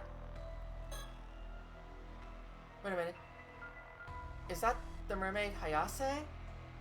Not in the flesh, but what's it called? A curse echo, like the imprint of a curse. Oh, what if this mermaid's echo indicates the presence of the curse? So, here's my chance to offer up the still-tide mirror. Now, curse of the raging waves, heed my call and trouble us no more.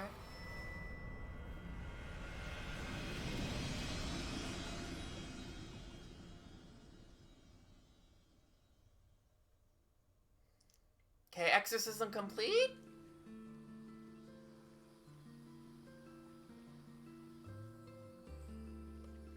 Ah, there you are. Good work out there. We felt it the moment you pulled it off. The curse of the raging waves is gone for good, and it's all thanks to you. Indeed, a job well done. The curse aura that once enveloped the island has faded without a trace.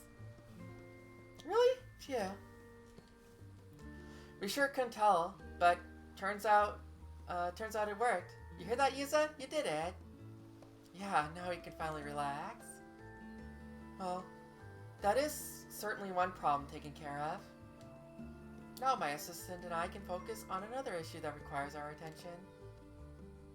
Already, sounds like you got a lot on your plate. Naturally, our convenience is of little concern to the paranormal. There you are. I've been looking all over for you. I'm wondering if, like, Yuza's figured out also with Yumiko. Oh, hey, Tsukasa, what's up? Not you. I'm talking to Mrs. Shiki. There's a call for you over at the station, ma'am. A call? I suppose this must be a police matter. Understood. I'll head over there right away. Oh, this is probably about Kipe. We have to excuse us, but if there's anything else, feel free to contact me. I will. Thanks for everything. So, Spill, what happened with the curse? It's gone. Yuza ended it. Yay! Nice one, Yuza! You know, I reckon I got a knack for this. Maybe I can go into the curse breaking business. Hit me up if you need any other curses broken. You never know. That might be your true calling. Maybe it suits you even better than being an admin diver. Come to think of it, you better let old man Wakamura know how it all went down. Where'd he get off to anyways? Don't ask me. Maybe he went home? Probably. How about you, Yuza? Want to go see him?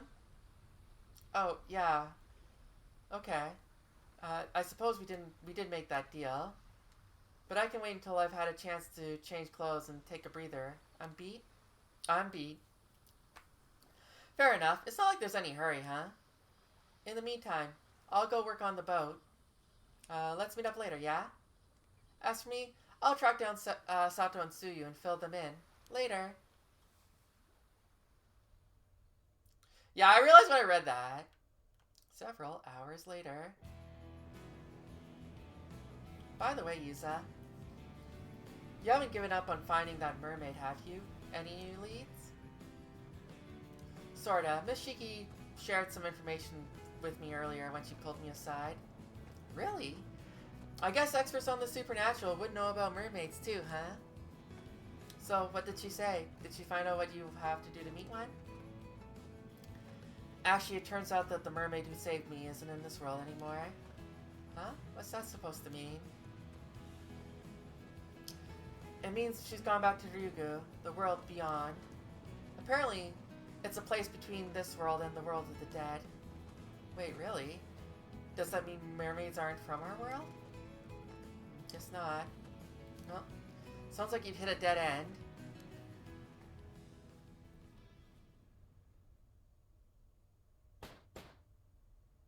Hey, Mr. Wakamura, you in? We come to tell you the good news.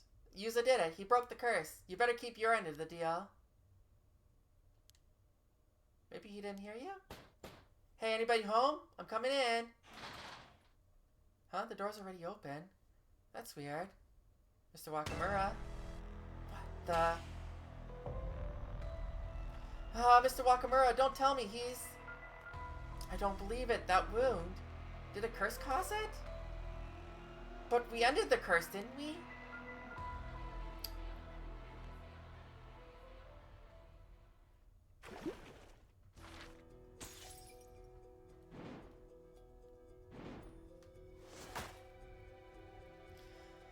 Oh boy, we got a lot going on here.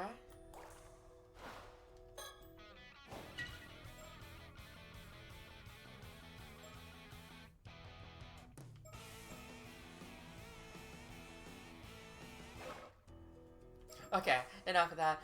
I'll be back in a bit. We will see what continues to happen when I get back. Don't go too far.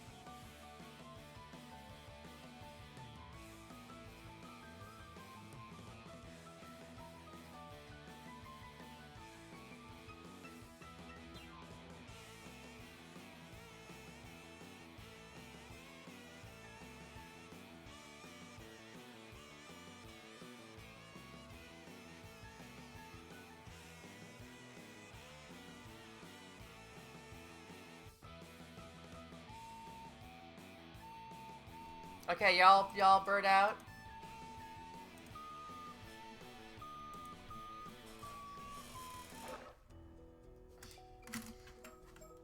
Okay, let's see this phone call. True.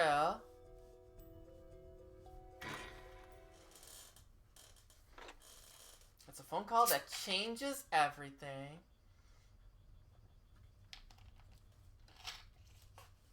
Hello, this is Shiki speaking. Miss Shiki, it's me, Ide from the Mie Police Department. Oh, Detective Ide, what is it? Right after we got your call, we went looking into Yamashina and that Ikoma guy you mentioned was working for him. Oh, that's right. How'd it go?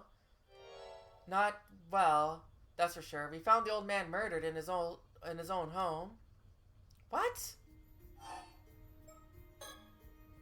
What on earth happened to Yamashima? Well, we tried to get in touch with his secretary first, but he wasn't responding to any attempts to contact him. So we went to his house together, but ended up having to use the spare key to get in as there wasn't anyone else around. After looking around, we found what looked like a cell in one of the outlying buildings that had been shut up tight.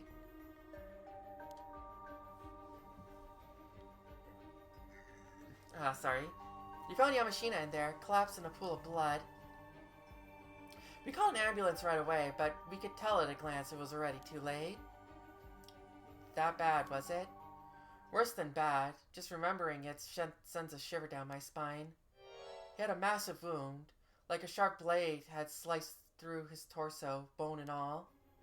What?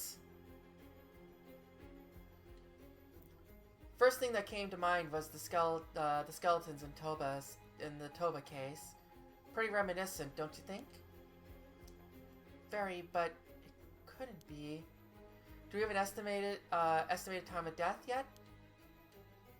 We're still investigating, but the blood wasn't even dry. I'd put it within the past few hours. The curse stone housing the curse of Tomoshige has been in my possession the entire time. There's no way anyone else could have it. My thoughts exactly. Yamashina's quite the big shot in politics and business around these parts. There's worrying news of his death. Though there's worry news of his death might cause a stir, so the higher-ups will probably want us to keep mum about it for now. I see. That might be for the best, yes? Weren't there a load of rumors about some succession crisis going on with him? Yeah, see, that's the thing, though. But the other mirror is the still-tied mirror. We would think, right? There were indeed, though, according to that man himself, he'd already chosen his successor and landed his will to his lawyer to boot. Or, and handed his will to his lawyer to boot. Whoa. Really? That should make things go more smoothly, at least. Wait, you don't think there's a possibility that might have served as a motive? You mean the culprit might have been mad they weren't chosen as his successor? I can see that. If you hadn't left that will, or I can see that if you hadn't left a will, but you said he had, right? True. Perhaps they didn't know about it? Either way, there's more people out there who want Yamashina dead than you can shake a stick at.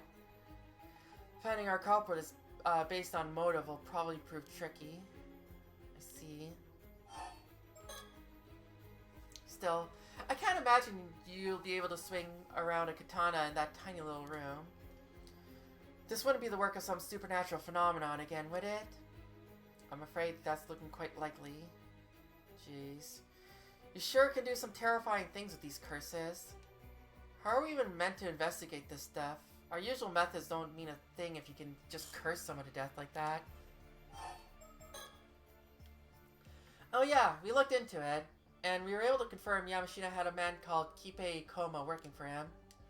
From what I hear, the guy's also wanted for solicitation of murder.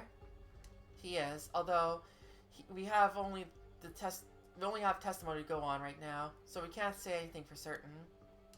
Still, him having the exact same name as that victim in the Toba skeleton case is pretty damn confusing.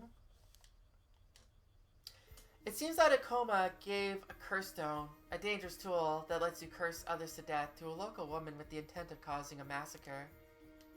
Jeez, scary to think there are tools like that around. Wait, what happened with that woman then? She's been apprehended, but it seems she won't be able to talk for a while.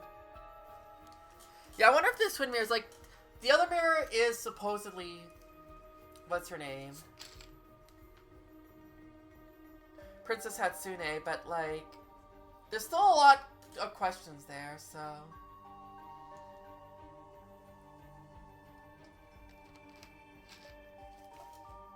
Can we ask you to handle taking her in as well? Oh boy, got it. I'll make the necessary arrangements. Thank you, Detective. I'll let you know the details later.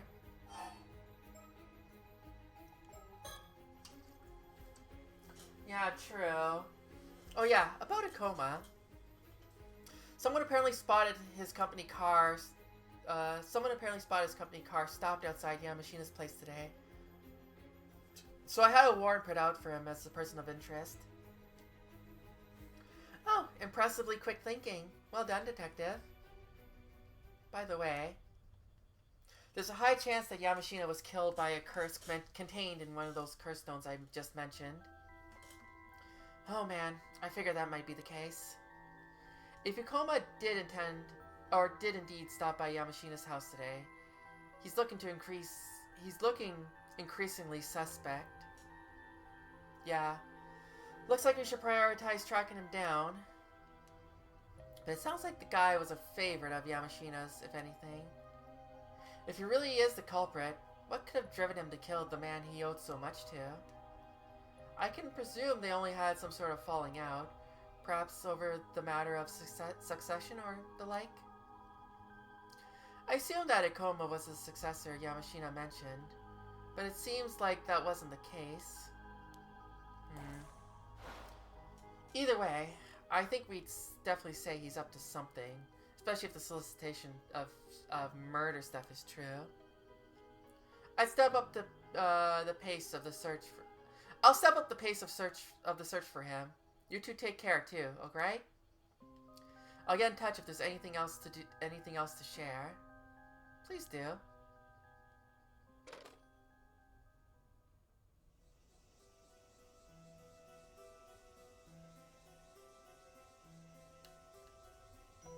From the sounds of things, we should make a deal with Ikoma. We should make dealing with Ikoma our first priority. I wonder how Sershi and Avi fared in their search. I imagine they made it back to the mainland by now, but we have yet to hear anything from them.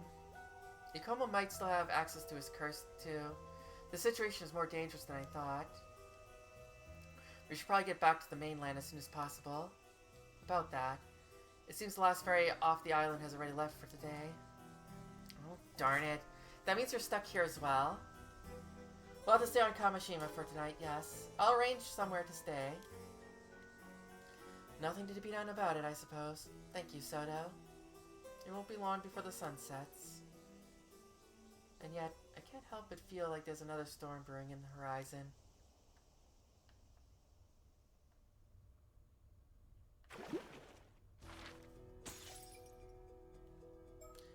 That we can't, so we should do fabrication. I wonder if, like, what we decide here is going to be different for how this happens. Despite being in task by Yumiko to search for Ikoma, and Avi, who has fulfilled the goal of his trip, and Sershi, feeling better with the curse of the raging waves clear, choose not to return to the mainland straight away and have some fun sightseeing in Kamishima. Oh, those bastards. Never listen to a damn thing they're told, huh? Oh dear. We were doing so much better after the curse got lifted. I didn't notice the time. We got so carried away with sightseeing that's already pitch black out there. You're right. Time sure flies. The last ferry already left, so I guess that means we'll have to find a place to stay for the night. Shouldn't we be heading back to the mainland to go after Ikoma? Well, there's only so much we can do now. It's not as though we are being paid for it. So let's not lose sleep over it. I see. Very pragmatic of you. I wonder if things would change if we had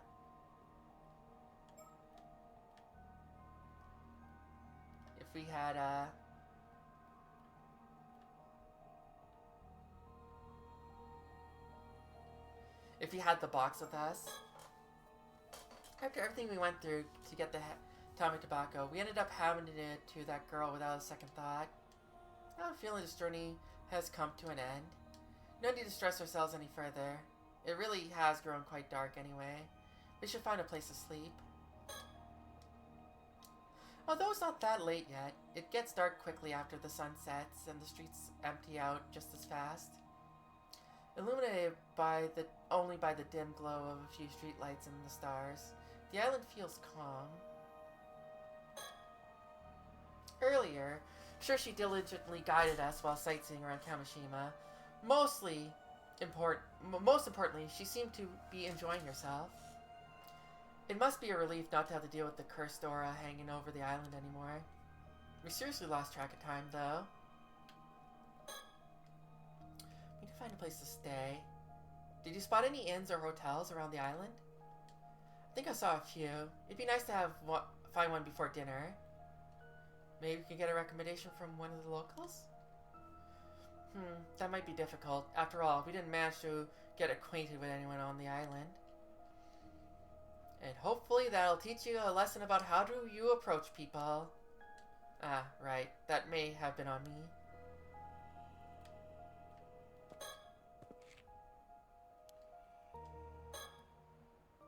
Whoa, there's someone there.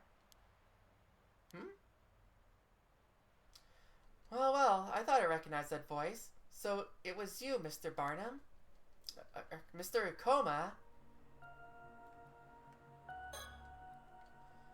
We need to keep our guard around Ikoma. If he tries anything, I'm counting on you, Saoirse. What? How did Ikoma get to Kamishima Island? Wasn't he afraid of the ocean? Look at that fucking smug-ass face. I'll leave the talking to you. Huh? Weren't you the one put in charge of the search? I'm counting on you. Get the info we need. Okay, leave it to me. I get the shivers just looking at this guy. What a creep.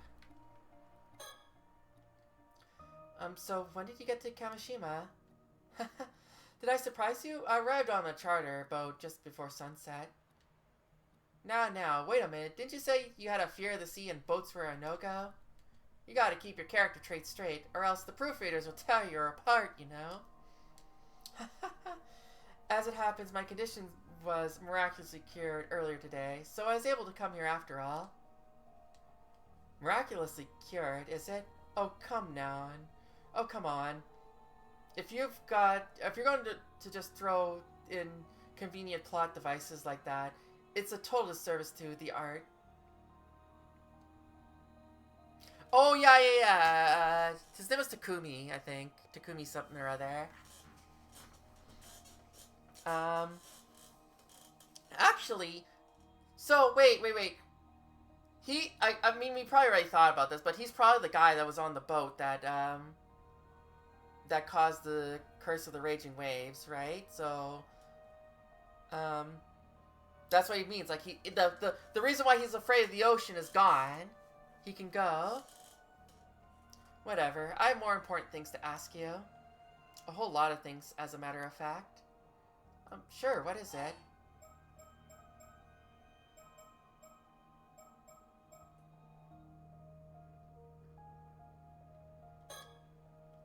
So about Azusa Somikawa, the descendant of Taishima. Oh, I don't remember telling you her name. Ha! That is no obstacle to a man of my caliber. We figured it out in no time.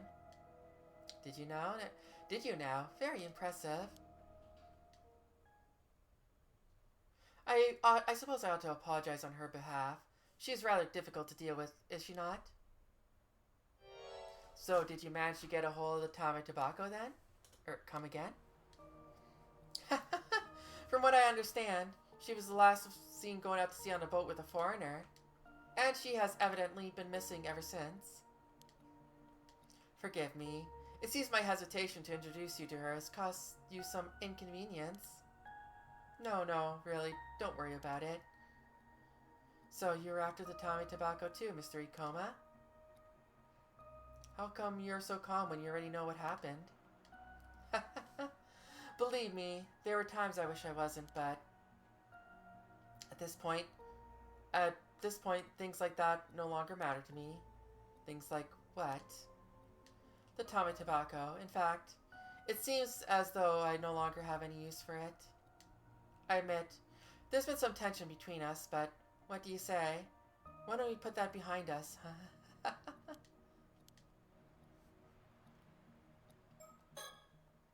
Is this now? He's pretending he doesn't care about the Tame Tobacco? What's he up to? Damn, he's already throwing me off my game. I'm supposed to be cornering him. There's no way, like, he got Sato to get the thing for him. Because, like, I assume he's the one on the phone. Also. And, like, I wonder if the phone call is any different here, but... Whatever became of Miss Somikawa is no longer of any concern to me. In hindsight, I suppose I should have introduced you much sooner. You might be misunderstanding.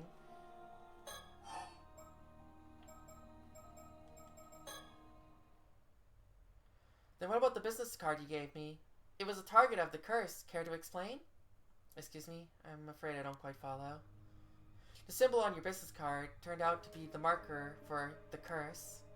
Dear me, this is the first time I've heard of such a thing. Oh, so you didn't know?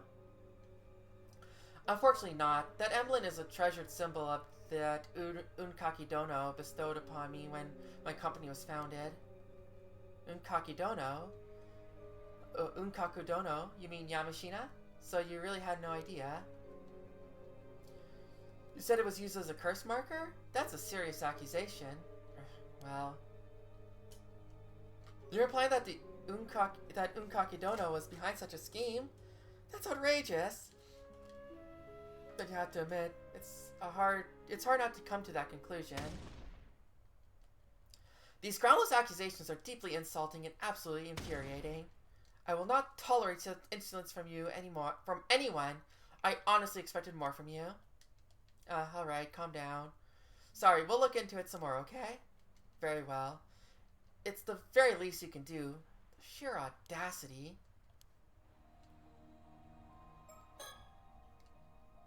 So the symbol on the business card wasn't designed by Ikoma. Then was it Yamashina's doing? I'm so lost. Insulting a man's business card and benefactor. How utterly disgraceful. I insist you take it all back. I'm truly deeply sorry. Just overwhelmingly apologetic from the bottom of my sorry heart. So let me get this straight. Let me get straight to the point. You know a woman named Kikuko Tsutsui, don't you? Yeah, he came out. He just came right out and said it. Kikuko Tsutsui? Yes, the young woman from Kamishima that used to work at my company. Was that her name? You used that girl as a pawn in one of your schemes, didn't you? We nearly died because of her, you know? I beg your pardon? I have no idea what you're talking about. I don't know anything about that. I most certainly did not put her up to anything so heinous. Oh, so you're saying you did not give her a curse stone then? To help her get recognized by Yamashina, since she was his illegitimate child or something like that? Curse stone? Unkaki Dono's illegitimate child? What on earth are you talking about? You really have no idea. Don't try to pull a quick one. Who filled your heads with such nonsense? As a matter of fact, we heard it straight from Kikuko Tsutsui herself. She told you all that? Where is she now? I demand to know what compelled her to come up with such a ridiculous story. We got her confined at home, but I'm afraid she won't be able to talk for a while. I see. Anyway, whatever she told you, that girl is delusional. What a troublesome fantasy she crafted. Indeed. So, who did she get that curse stone from then? I'm afraid I don't know. I'm afraid I know no more than you do. Why did you ask us to come to Kamishima to search for the still-tide mirror? Well, it's simple enough. It's something like the curse of the raging wave. If something like the curse of the raging waves truly existed in these waters, surely it would be best to see it lifted, no? And it seems that, in fact, it seems that it has, in fact, been dispelled. You did not disappoint, Mr. Barnum. Oh, well, it's not like we actually did anything to lift it, though. Is that so? We did learn that the bronze mirror once belonged to Princess Hatsune, who was sacrificed to appease the curse. However,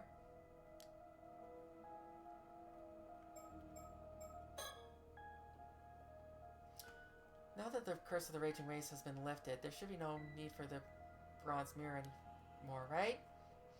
Also, since I handed over the curse stone, I'd say I deserve at least some credit. That's me being humble. Mr. Ikoma, how did you know the curse of the raging waves had been lifted? Well, to be honest, it's hard to put into words. It seems as though I have a little bit of spirit sense myself. I suppose the curse must have been the cause of that ominous aura to surround this island before, no? I see. I suppose someone with a bit of spirit sense would be able to tell whether the curse was still around with ease. In any case, since the curse has been dispelled, the matter of the bronze mirror is also settled. You have my thanks. Yeah, Glaceon. Glaceon's important part of the stream now. Well, I don't know how often it's gonna be in the back here, but it's here. I just kind of put it there. I was like, that's funny. Let's leave it here. I suppose you're right. You're welcome.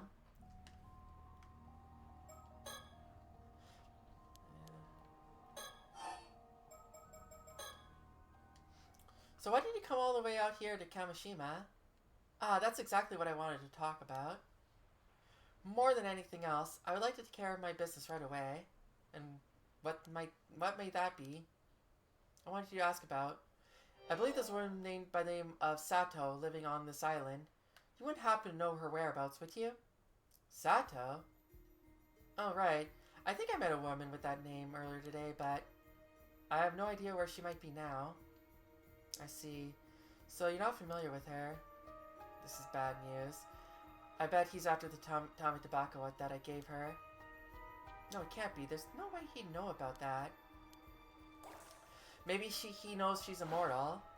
But if he's simply after immortality, why bother with that and not go straight for the Tommy tobacco? Very well. Thank you so much. My apologies for keeping you. As I need to continue my search, I'll take my leave for now. Yeah, good luck with that. Just gonna let him go? You sure about letting him go? Wouldn't it be better to restrain him? Well, there wasn't enough evidence to do so. Do you think he's actually innocent and Yamashina was the one pulling the strings this whole time? I don't think we know enough to judge. Well, it's not like he can get off the island that easily, so we may as well. Maybe we should just report that we saw him. Good point. He mentioned a chartered boat. Maybe we can mark it to keep an eye on it. Turns out staying another night on Kamishima was the right call after all. I gotta hand it to myself. I'm just a genius. Anyway, let's go report to Miss Shiki and call it a day.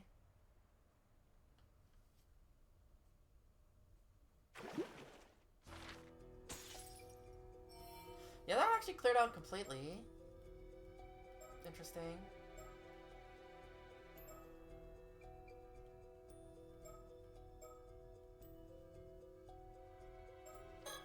Okay, let's do it. This is probably going to be the last section I do for today. Kibe Ikoma's death is the prime suspect. Kibe Ikoma is the prime suspect behind Yamashina's death. Having asked Shirshi and the others to search for him, Yumiko hears what they have to tell her.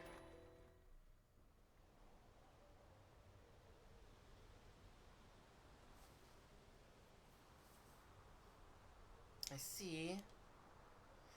So we can be certain that Kibe Ikoma is on Kamishima right now. Yep, no doubt about it. From what I gathered from the islanders just now, there's some signs that someone landed a boat in the Gulf on the other side of the island. That must have been Ikoma. So he's come, like a moth to the flame. Ma'am, that sounds a bit diabolical. I think the fatigue is starting to get to you.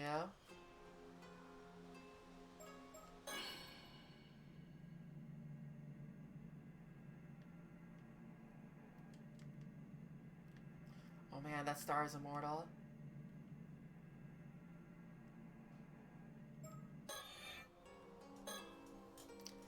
I've worked with Soto for so long now, but I don't think I've ever seen him sleep unguarded in front of others. He's used to sleeping outside too. I wonder what his day-to-day life is normally like. Why would Ikoma have come all the way to Kamishima? There's a good chance he was responsible for Yamashina's murder too. We'll have to tread carefully. It really has been one thing after another with this case. I'm getting pretty worn out. When did you find the time to go around getting information from the islanders, Soto? Ah, yes. I took advantage of our rest break earlier to make a few inquiries. I appreciate the hard work, but shouldn't you have taken the time to rest? Stopping to take a breather every now and then is important too. I'm afraid that's a bit difficult in this line of work. A single moment of complacency could prove fatal. Sometimes I really wonder if we live in the same world. Since when was society so violent? Just make sure to rest when you can, alright? Don't push yourself too hard. No need to worry. I'm sure to get enough rest. Oh, I'll be sure to get enough rest. Thank you for your concern. Despite the strength of her abilities, Saoirse is still a child. I was worried about keeping her up so late. But apparently exorcists do most of their work at night, so she actually starts feeling more energetic around this time. Is it just me, or is this industry something of a bad influence? Avi has ended up being quite the key figure in all this, although I doubt that was his intention at all. Those driven by their dreams rather than profit do have a tendency to drag in everyone else with them in their wake, for better or for worse. I suppose that's a bit rich coming from me, though. The darkened townscape stretches out before us, still and silent. Or sorry, silent and still. I had thought lifting the curse of the raging waves would see it return to the peaceful fishing town it was previously. But it seems the shadow looming over Kamishima won't be dispelled until we deal with whatever's looking out there in the darkness. I was sure you and Avi would have returned to the mainland by now. I had no idea you were still on Kamishima. Well, we were having so much fun sightseeing, time just got away from us. You were sightseeing the whole time? I suppose it worked out for the best, so you can't complain.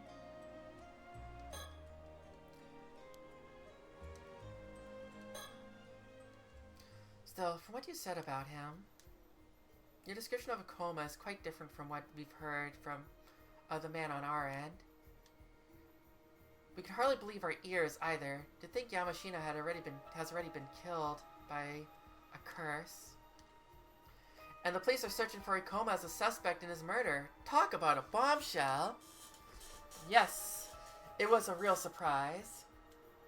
And you say that Ikoma seemed to have no idea about either the curse stones or what Kikuko Tsutsui was planning. That's right. Swore the accusations against him were absurd, all while looking innocent as a lamb. It's entirely possible he's just feigning innocence. I wouldn't believe him so easily myself. We have no proof of his crimes after all. All he has to do is pretend he knows nothing. Our hands are tied. Still, there's no warrant out for his arrest now, no? Oh, sorry, there's a warrant out for his arrest now, no? Can't you throw the book at him here and be done with it? It would be dangerous to do anything rash. Like, I'd like to at least get a better idea of his intentions before making a move. Still, with Soto and Sushi here, I don't think we should have any fear from the paranormal. From paranormal phenomena. If worst comes to worst, surely you two can restrain him by force. Well, we could probably deal with most things. But in the event we couldn't, the situation would likely end up being completely hopeless. Right. I don't even want to imagine what sort of situation that would be. By the way, is it true Mr. Ikoma can use curses without the curse stone? Based on what we've heard at the scene of the Mr. Yamashina's murder, I think we have to conclude that he can. So if he is,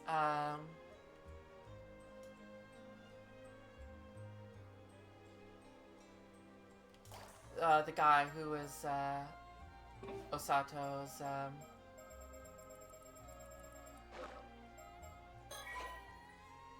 oops, wrong one. God, I'm trying to remember the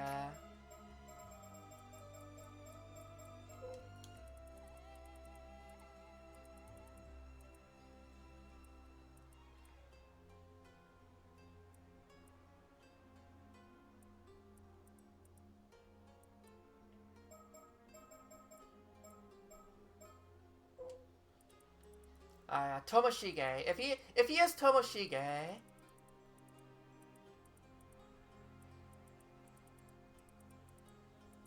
like, they have his death here, right?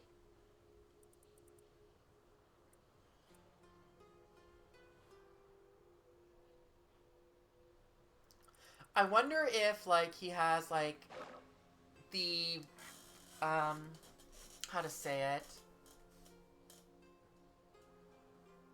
Like, this curse is also in the stone, but also he is the embodiment of the curse still, too, because, like, it's his death and everything, then he, you know, revived. Based on what we've heard at of the scene of Mr. Yamashina's murder, I think we have to conclude that he can. So it is possible. What does your assistant over there think? Oh, good idea. Let's see what Soto has to say.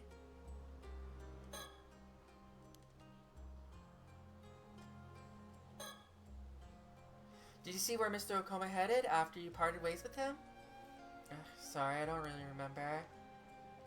But if he chartered a boat to get here and stopped in the Gulf, wouldn't we be able to nab him eventually if we hung around there? Unfortunately, I don't think it'd be so simple. If he stopped it somewhere out there, if he stopped it somewhere out of the way, we'd struggle to find it in the this darkness. That's true. Well, if you get really stuck, we should be able to find out where he is using dowsing. Just let me know and I'll give it a shot. I thought your talker had to have some sort of spiritual energy for you to find it. That's right, but he said he had some spiritual sense. And he had a pretty unique aura, too. I think it would work. That would be a huge help. We keep that in mind.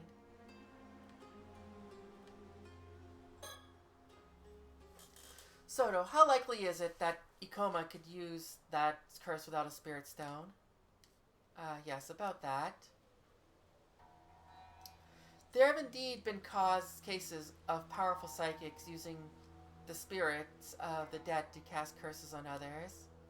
However, doing so requires a great deal of skill. Only a handful of people would be capable of such a feat.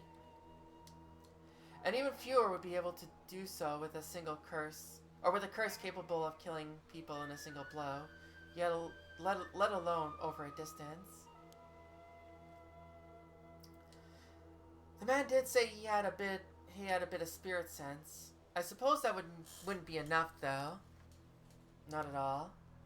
My thoughts exactly. I see. Though, if I were to speculate... Oh, so there is something.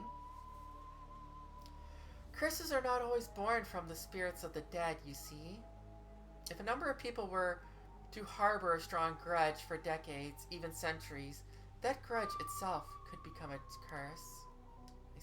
I see. The supernatural equivalent of strength in numbers, eh? You could say that. Still, it would take a large number of people holding a grudge over an extremely long period of time to achieve. I suppose it is a bit unlikely Ikoma could have access to a curse like that.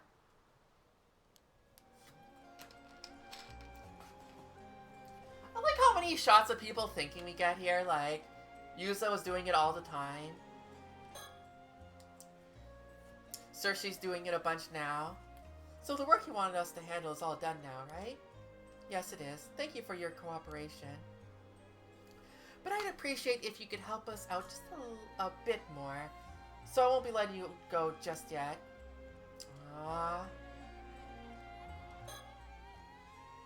Still, something doesn't sit quite right with me about all this. Ikoma must have known it would be hard to escape pursuit here. What could have brought him here despite that risk? Oh, I could shine some light on that, actually. I believe he was looking for a girl called Sato. Seemed awful keen on finding her, too. Sato, you don't mean Sato Shiranami? Oh, you know her then? We do. A girl with quite unique circumstances, to be sure. Could that be why Ikoma is looking for her? But what is he planning? Ah. So chances are high Ikoma's still looking for Sato then. If so, would it be our best interest to find her first? If nothing else, it would put us in a good position to bargain with him. Agreed. Should we try to... Something wrong? You said that Ikoma arrived on this island before sundown, yes? We did indeed. If he's really that keen on finding her, surely it wouldn't take him that long to do so. Finding a single girl on a small island like this shouldn't be difficult. All we'd have to do is ask around, no? You have a point. I doubt he's been wandering in circles all this time. Or maybe he isn't looking for her that seriously after all. Or he had some other business he wanted to take care of first. You there, I finally found you. And who do we have here? If I'm not mistaken, that would be Mr. Wakamura's son, Shotaro. You're from the police, right? You gotta help me. My old man, he's... Mr. Wakamura, has something happened to him? Mr. Wakamura was found cut down in his own home. So you're not saying... The Clint's doctor's taking a look now, but I saw the wound. There's no way he could have survived that. I tried to call the police, but Yuna Minakuchi told me to come get you instead. I see. Thank you for letting us know. We'll be there right away. Ma'am, given the timing, we can assume this is Ikoma's handiwork. Chances are high. Yes. If you don't mind me asking, mister, did a man called Ikoma drop by your house at all? What? Ikoma? You're saying he's the one who killed my old man? Calm down. You know him then? He's in his 20s, and he's wearing a suit, though he looks really old for his age. Yes, that's him. I met him earlier today. You met him? When?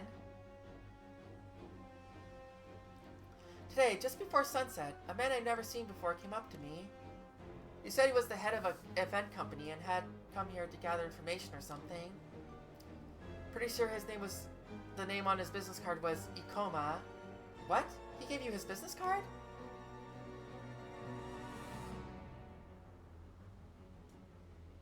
Yeah, for real. Yeah, what about it? And he said he was here to gather information? What happened to looking for Sato Shiranami? What? Sato? You're saying Sato has something to do with that guy? Alright, everyone. I'm going to head to Wakamura's house with Shotaro here. Soto, I leave searching for Sato Shiranami to you, Shirshi, and Abby. Find her before Ikoma does, and take her into your custody. I'm counting on you. Understood. Wait, we have to help out too. Please do. The more people we have on hand, the better. Now, Shotaro, lead the way. Right. Wait, over there. That's him, Ikoma. What? This aura. I knew it! Ma'am, is he? There's no doubt about it. He's an 800-year immortal. He noticed us. Ah, he's running away. Ma'am, should I give chase? Please do. Follow him and find out where he's headed. On it. Don't be reckless. Keep your guard up. And be careful. Looks like we have a change of plan. Sershi, Abby, you're coming with me. Let's go. Ooh. It's getting tense.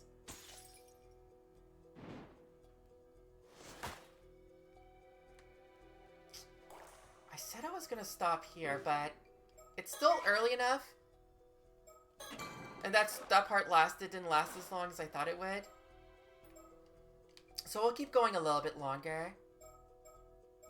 I'm just going to leave you here with the mockingbirds for a bit while I get up and stretch for a sec. And also turn on the light and other stuff. I'll be back in a little bit.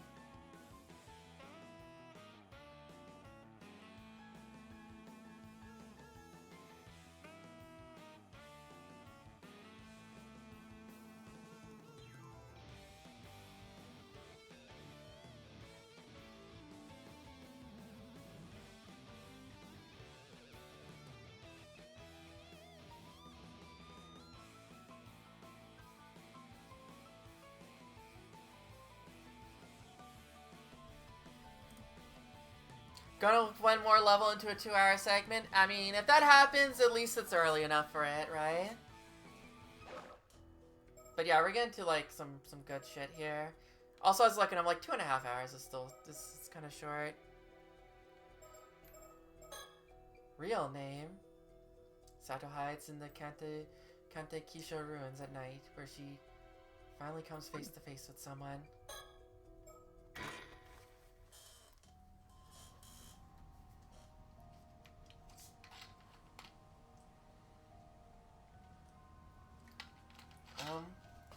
you be? It sure was a hassle to get out here. Looks like I made it just in time. Huh? You aren't an easy one to find, you know. But at last, we finally get to meet again, my dear Osato. Can you please answer my question? Who are you? Are you being serious? This isn't one of your usual silly acts? Come on now, you forgot me after what, just 400 years? That stings, you know. 400 years?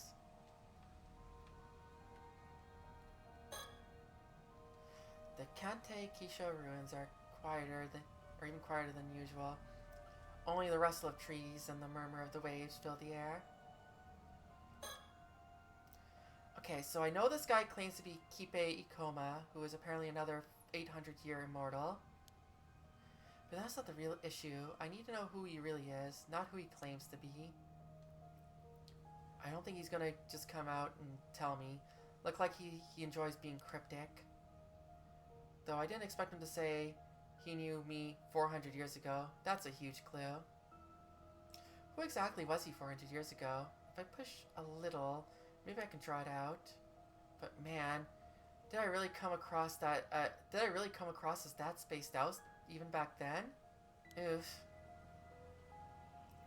So you're saying you know me from 400 years ago? Well, we never met directly then. I can hardly believe it. He's getting closer. Who would have thought my dear Osato was Princess Hatsune all along? Huh? How do you know I used to be called Hatsune?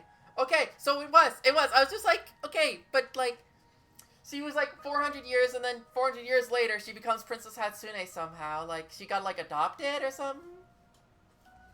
Back then, 400 years ago, I never realized it was you, so sorry about that. Huh? You knew about me? And the story goes that Princess Hatsune was offered up to hold down the curse of the raging waves, sleeping for ages down there, huh? Who knew immortality could be put to such a creative use? Truly selfless, admirable stuff. Brings a tear to my eye. Not really. There wasn't any other choice, and I wasn't actually asleep, so it was pretty awful. Also, could you please answer my question instead? Instead of going off on your own tangent? Well, it turns out the resentment I bore was heavier than the curse you were holding back. I just told you to stop. Wait a second, the resentment you bore? Thanks to that, ever since then, anytime I got near Taishima waters, a raging storm would well up. Every time. I've tried countless times over these 400 years, but each and every time my ship went under. I had my fair share of trouble too, you know? But then, that would make you the raging waves curse bearer. Ah, yes, I guess I ended up becoming quite the legend here on Kamishima, didn't I? There's only one person you can really be then. Oh, sounds like you finally remember me. Although centuries have passed, would you be so kind as to address me once again? Call me by my real name once more.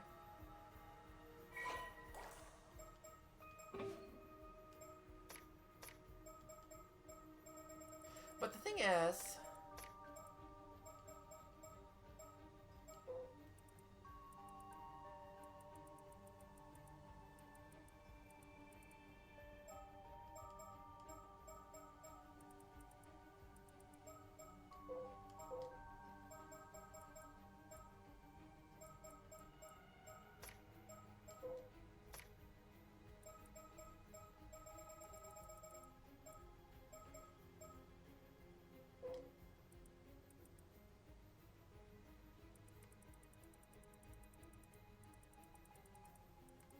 Well, he's calling him the Tiro Sato, so I think it's still going to be Tara no Tadamori.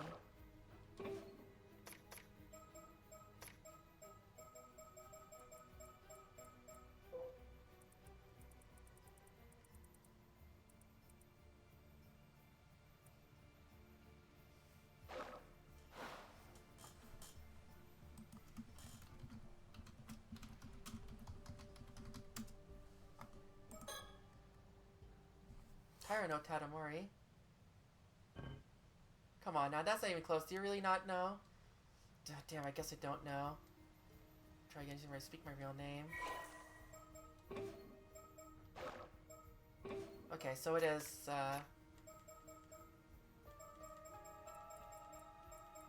because he called her Osato, that's why I was like thinking.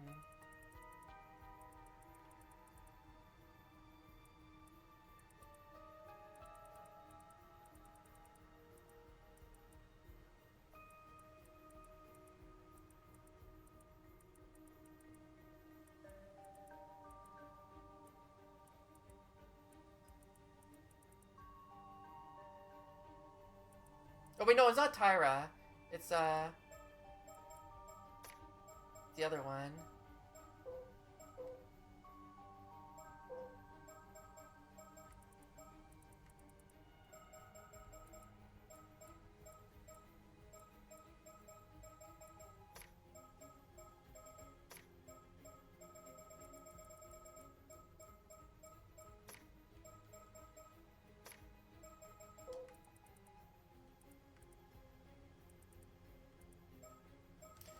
Where is it?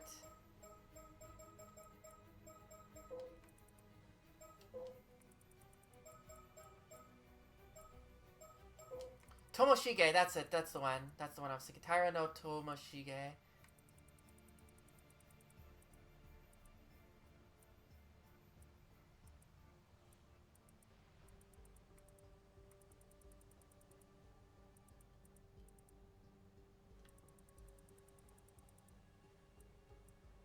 Let's just write Tomoshige and see what happens.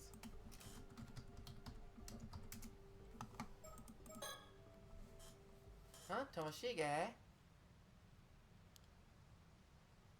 Then you're Taira no Tomoshige of the Taira clan from 800 years ago. Oh wait, am I wrong? Huh, didn't think you managed to get it so quickly. You always did manage to surprise the hell out of me. Huh. I was going to ease you into it, step by step, let the truth sink in nice and slow. Huh? Ah, screw it. You nailed it. Bingo. Glad you actually remembered, even if it took way too long. Welcome back, Osato of Kusawa. Wait, Kusawa? Ah, that's right.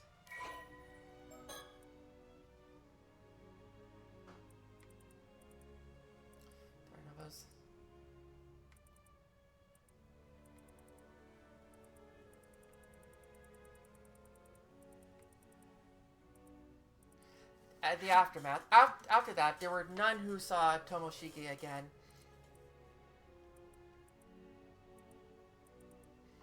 He faded from memory without ever leaving his mark on the history pages, or the pages of history.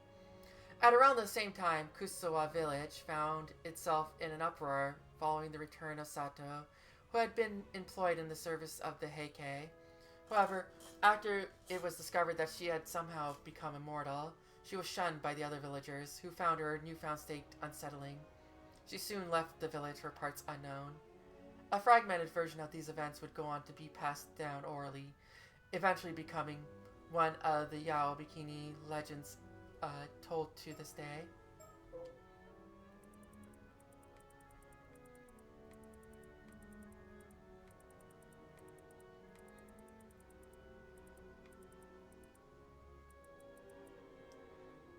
The truth of Princess Hatsune, having eaten the flesh of a mermaid and becoming an 800-year immortal, Sato spent years wandering across Japan.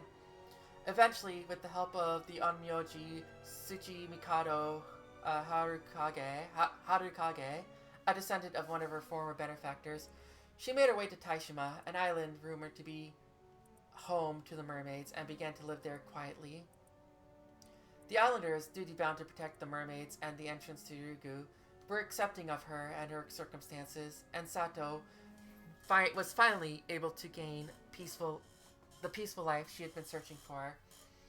Having changed her name many times during the years of wandering, she was going by Hatsune at the time.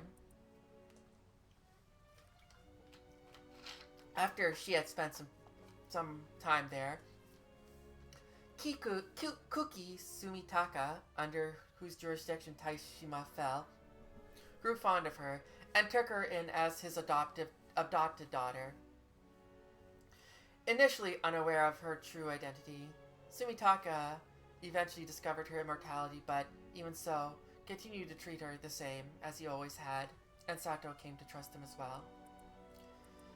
Following the invasion of Taishima, Sato sacrificed herself in order to quell the curse of the raging waves, with Harukage's ritual causing her to fall into a deep sleep within the sacred land at the bottom of the sea. The seal on the sacred land was set to break 400 years later, which was in fact to awaken Sato from her slumber. The truth of Komatsu Sadamune. Komatsu Sadamune, the vassal who goaded Kiku Yoshitaka into invading Taishima, was in fact Taira no Tomoshige, who had eaten mermaid flesh and gained unnatural longevity. Unable to let go of his dream of reviving the Taira clan even after 400 years, he caught wind of rumors of mermaids being worshipped on Taishima and infiltrated the Kuki navy under the name Komatsu Sadamune, plotting to uncover the sacred land.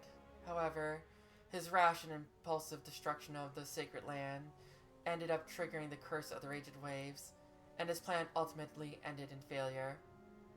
Although not caught up in the sinking of Taishima, Tomoshige could not die, and was swept away by the sea to an unknown fate. He never directly met Princess Hatsune, and as such, the two remained unaware of each other's existence.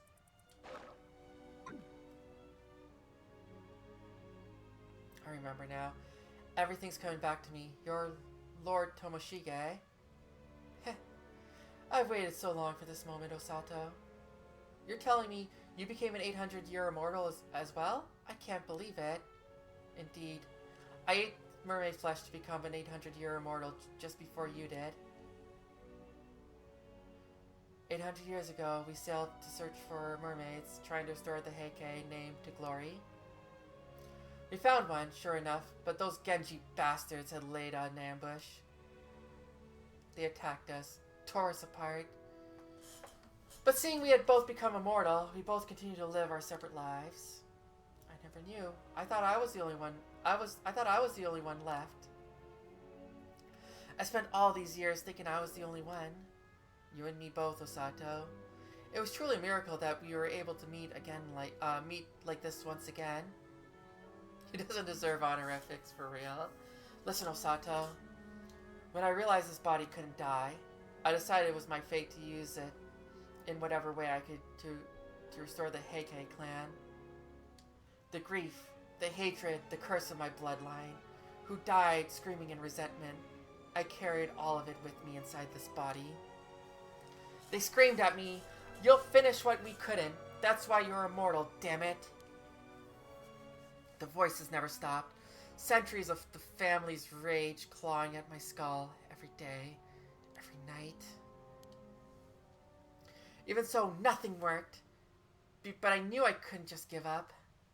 The obsession of mine rotted into resentment, festering for decades, centuries building and twisting inside me.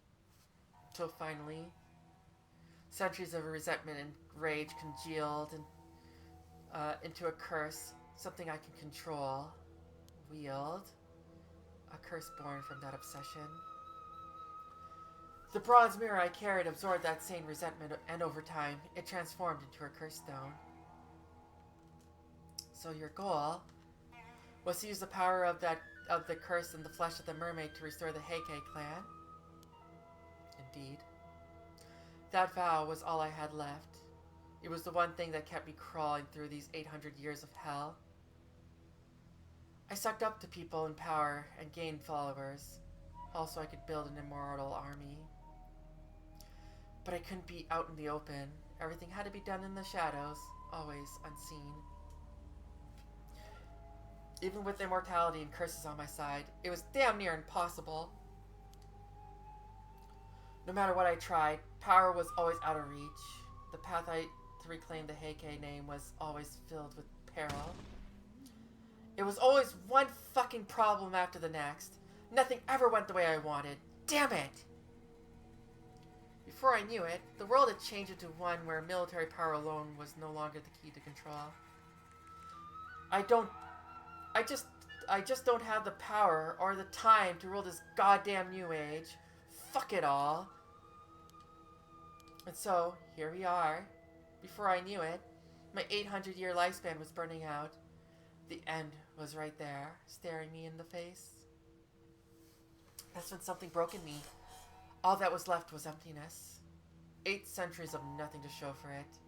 Just truth. Just the truth that I achieved nothing. Tell me, Osato, what the hell would those 800 years of me giving it everything I had worth? What was it all for? I can't say.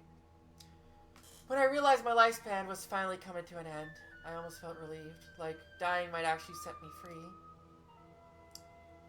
It was then I happened to hear of you.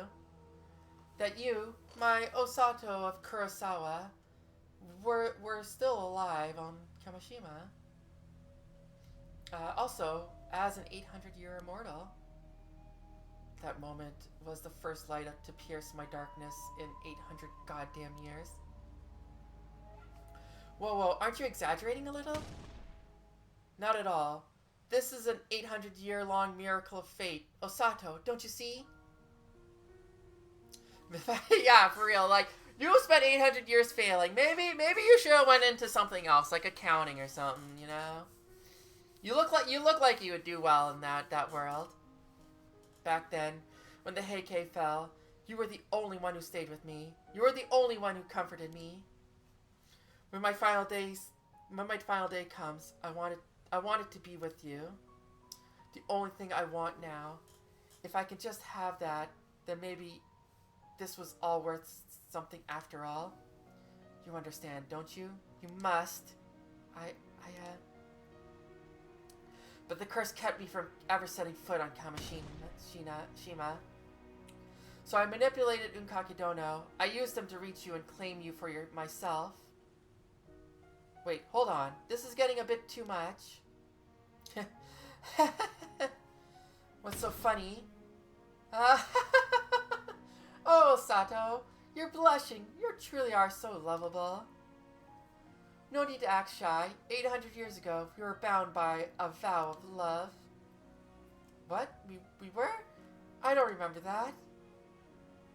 You kept the bronze mirror I gave you, did you not? That should be proof enough. What? No, that's not what you think. Come now, we certainly took the long way around, you and I, but we're finally back here. After everything, meeting again like this can only be a blessing of fate. This is what our curse of immortality was all for. Our final, glorious crossing into the next world together. No. I mean, yeah, it is the end, but... You've been waiting for it too, haven't you? The day this cursed life finally ends? Come, Osato. Let's meet that day together. Let's be free of all this endless pain. I am Osato of Kurosawa. At the end of the Heian period, I worked as a maidservant for the Bureau of Onmyo.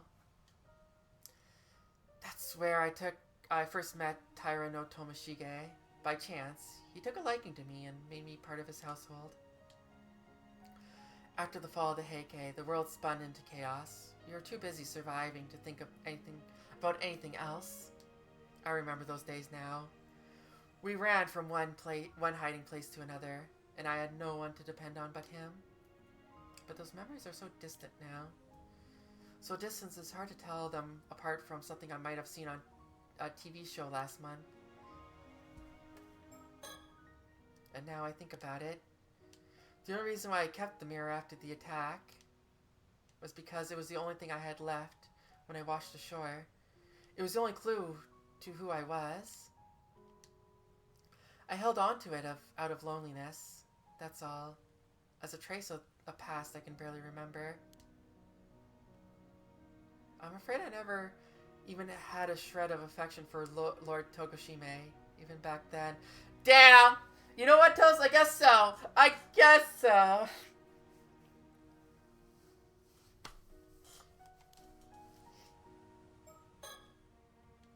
And now I think about it. Oh, yeah. It really is him, Lord Tomoshige. I remember him now. He was always just like this. All his pride and vanity puffed up with his own importance. The very image of an arrogant heike. No wonder he failed so spectacularly. Anyone would, acting like that. And still, part of me can't feel sorry for him. I wonder if it's just because, like,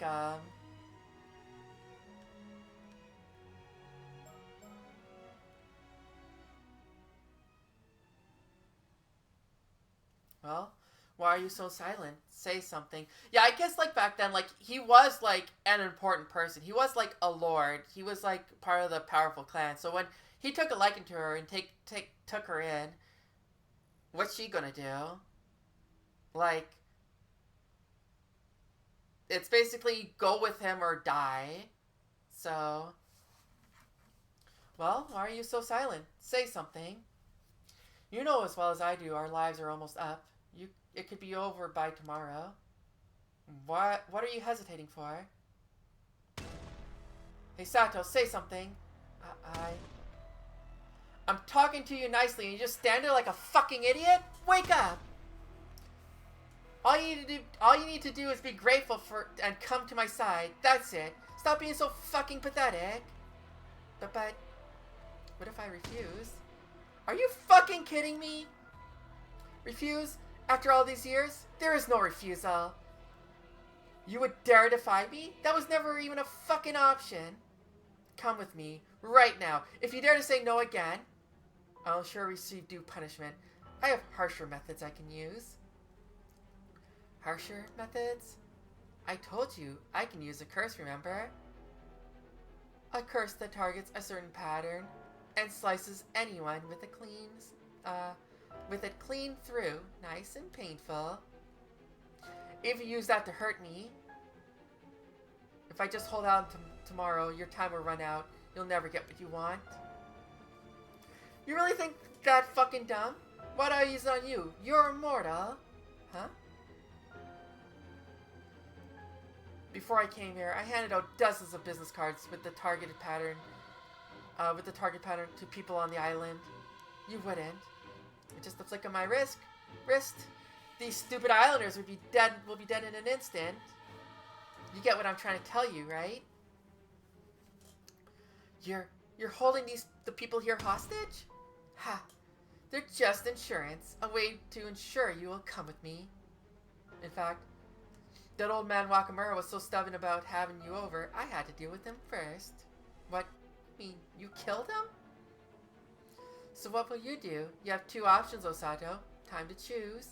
Obey and come with me quietly? Or let your selfishness condemn these innocent people to a brutal death. Come with me only after you watch them die. No.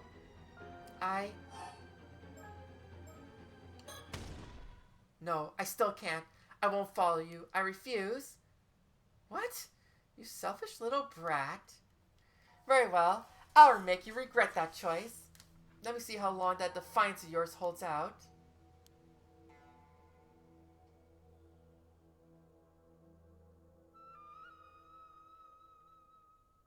I'm just hoping everyone got rid of their business cards somehow.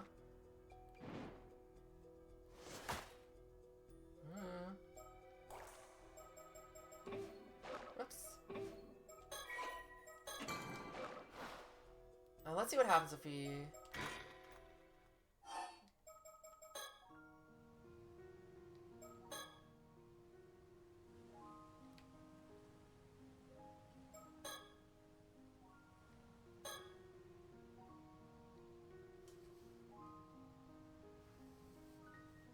I wonder if we get an achievement for, like, not guessing his name so much and he gets mad or something.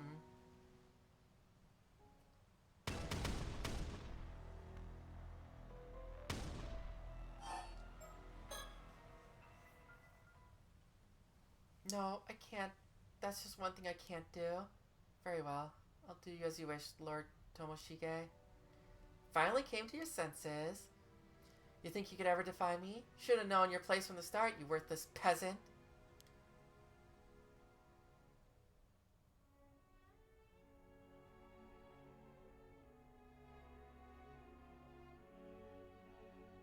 I'm sorry.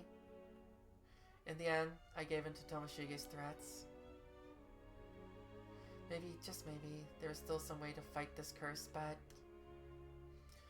When those memories of a distant past came flooding back to me, a fragment of a life long gone. When I thought of this man who spent 800 years chasing one purpose with such stubborn, hopeless purity, something in me must have wavered. Before I knew it, I'd chosen to face the end together with this pitiful man, Tomoshige.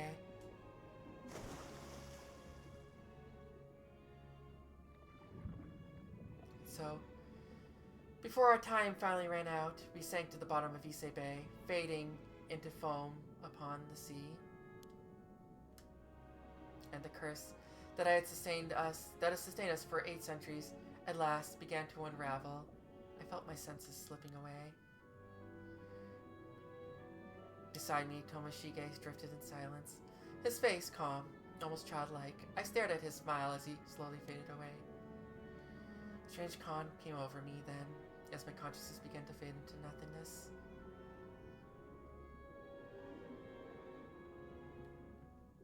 Ending 4.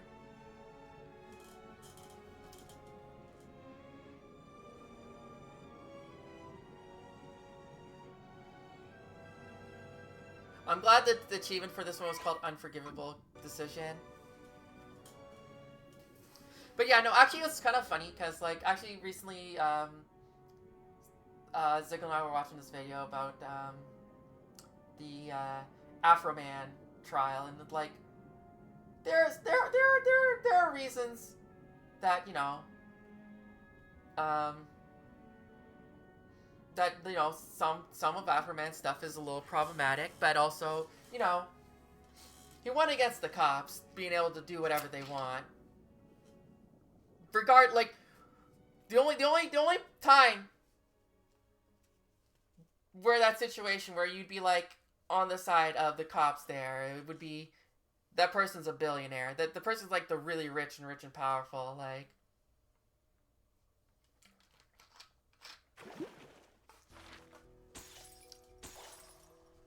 Forgive me, I won't be able to spend the next 800 years with you. Yeah, I think she is supposed to be, the Fantano video. It was the Fantano video, specifically. Yeah, so that's just the ending.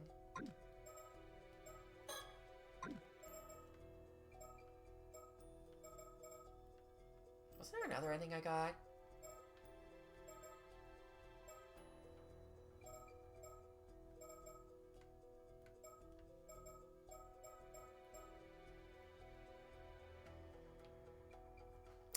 Do I do another one? Do I do another one? I want to keep going.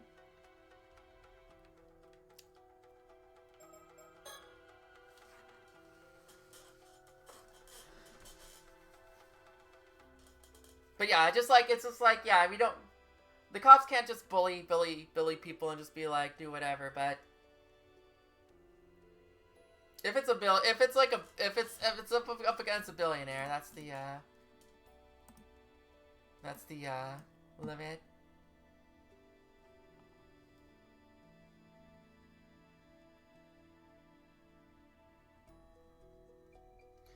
Give me 1 second here.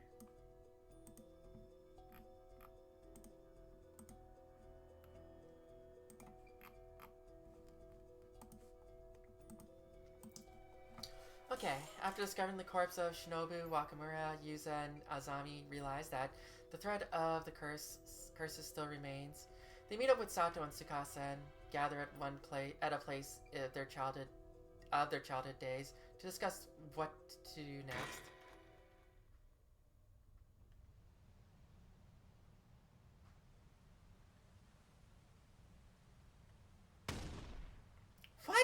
You can't be serious! Old man Wakamura was murdered. Seems that way. I called the police to look into it. It probably has something to do with the slashing curse. That means whoever is causing the curse is on the island at this very moment. Oh my god, that's terrifying. I thought they'd already found the curse stone that was causing this to happen. But looks like we're not out of danger yet. This is too much. So the curse is still hanging around. How does that even happen?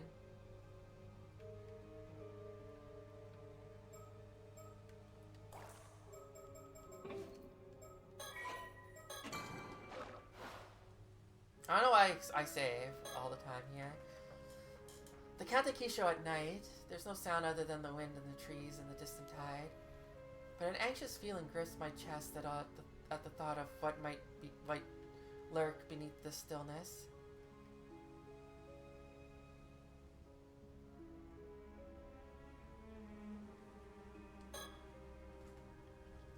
I'm sure he's thinking about what to do next, about how to help everyone on the island. Azami always worries about everyone else before he worries about himself. He's a really good guy. She hasn't seen the corpse for herself, so the reality of the situation still hasn't sunk in. I told her before that everything was going to be okay, so it's no wonder that she's shocked by this news. Ordinarily bright and cheerful. She says nothing as the darkness clouds her features. Even she can't hide her concerns now that the situation has become dire. I thought I could avoid speaking to her, but I don't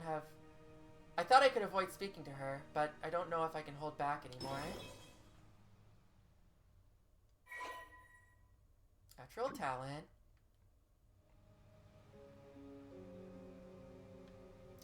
I like avoid speaking to her. They did speak in an earlier timeline, but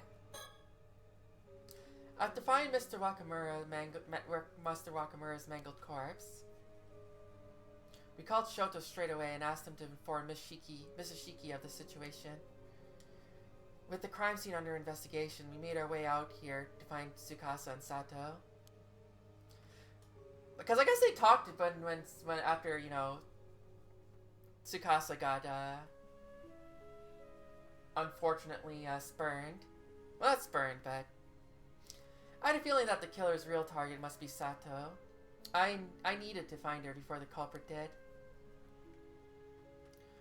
We managed to get everyone gathered here together, but I think we wouldn't be able to relax until the killer was found. The question is, what do we do now? Will hiding here keep everyone safe? Hey, Yuza, I got a question. What's up? Isn't the slashing curse the thing Kikuko tried to use? But she was arrested, right? You don't think she's trying again, do you? Well, I think it's a possibility, yes. But we should probably avoid mentioning her to others unless we can prove she's involved. You're right. We don't have to scare them any more than we already have. Hey, what are you whispering about over there? Just some rumors. We don't want to spread stuff we don't actually know is true. Oh, well now I'm even more curious. Do you really think someone else could be committing murders this time? I think it's most likely someone new.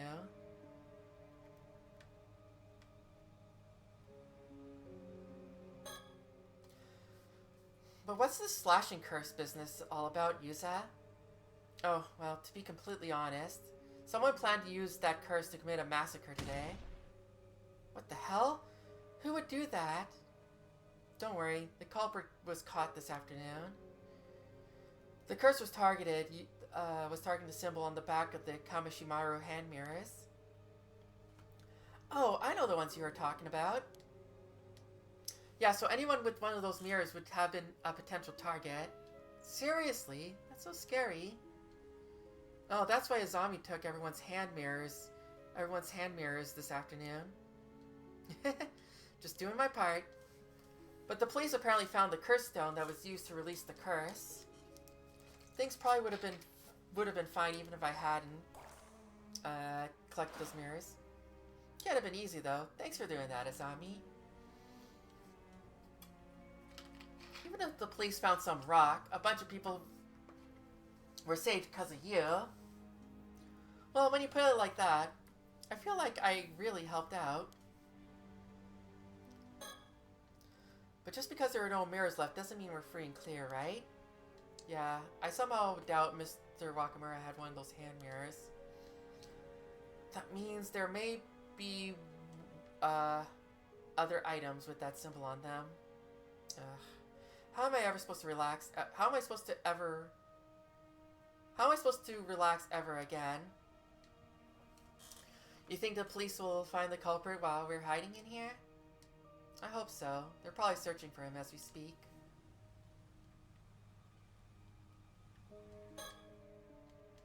Ah, are you talking to me? What?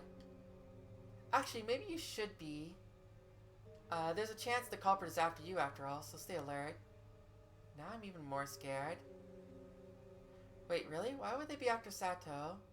Well, it just seems to me like that would be the case. Huh? Yuza, do you know something we don't? Well, yeah, I can't keep anything hidden from you, so I may as well come out and say it. The truth is, Sato Shiranami here ate mermaid flesh a long time ago and is now an immortal girl. Well, that's not how I imagined bringing this up. Wait, what? Seriously? And how did you already know that, Yuza? Was that part of the Tomokazuki's vision too? Yeah, something like that. Wait, hold up. Wait, I'm not following any of this. You mean you had a Tomokazuki vision? What does that even mean? Yeah, this is a lot to take in. I guess now's a good time to explain now's a good time to explain everything. What? You ran into a Tomokazuki while you were diving and it showed you a vision of a different future? What? Sato ate a mermaid flesh and became immortal hundreds of years ago? Yeah, the whole thing is pretty bizarre. Funny world we live in, huh? At this, I don't think I could deny any supernatural mystery or occult conspiracy theory ever again. You're really taking this all well, Yuza.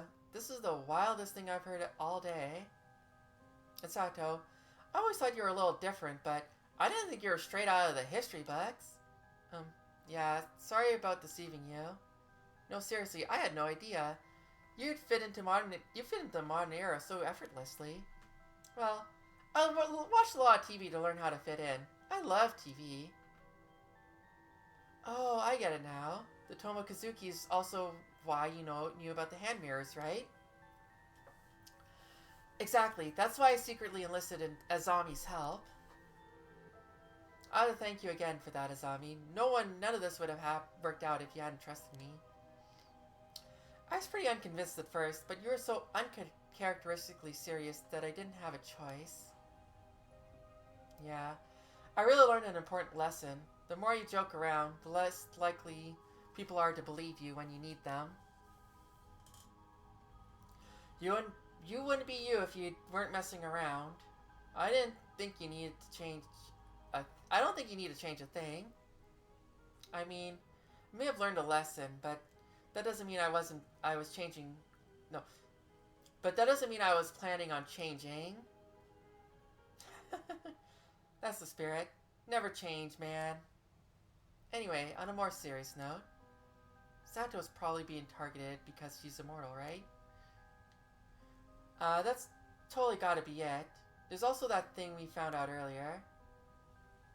Old Wakamura was close to some rich guy called Unkakedono. He said he'd break the curse of the raging waves, but only if Wakamura handed over Sato. That's right. Mr. Wakamura said it was to protect the islanders. Seriously? I can't believe I didn't notice all this happening. Wait, didn't Yuza already break the curse of the raging waves? So there's no need to give Sato to anyone, right? That's true, but things might be worse now. That rich guy might resort to more drastic measures. Oh, that's a good point. Ugh. Okay, I think I got a better grasp on what's going on. If Sato really is being targeted, we have to do whatever we can to protect her. I agree. We should probably stay here for a while and so no one finds us. I appreciate everything you guys are doing, but this would be all over if I just gave myself up. Not a chance. I'm not letting you do anything like that. You have no idea what they do to you. She's right. We won't let anything happen to you, Sato. Huh? What's that? I think someone's outside. This is bad. Someone's coming. Really? Sato, quick. Hide, quick. No, wait, I think I know him. Ah, so this is where you've been hiding. You really gave us a fright. You're Mrs. Shiki's assistant, right? Yes, my name is Soto Kiryu. Are you alright, Miss Shiranami? Ah, yes. A man who wishes to harm Mrs. Shiranami is heading this way. We have very little time. Wait, why? Oh, wait, what? Are they after Misato? It is likely the same person who murdered Mr. Wakamura. We must be prepared to defend ourselves. Okay, is there anything we can do?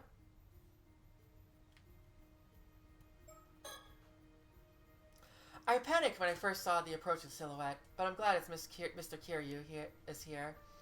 If someone else is found here, we wouldn't have been able to do a thing. As soon as he heard that someone was coming, he moved right to the front of the room.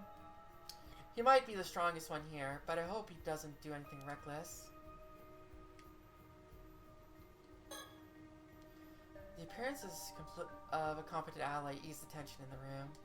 However, a real threat is now making its way towards us.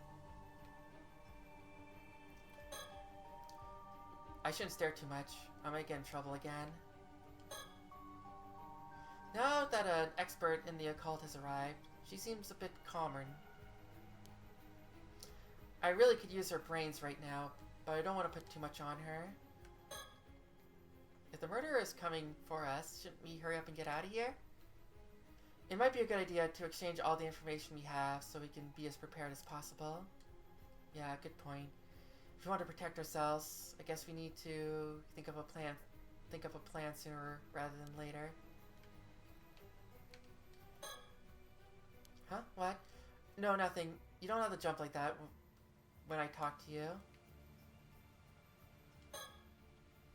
Hold on a sec, Mr. Kiryu. How'd you find out we were where we were before the murderer did?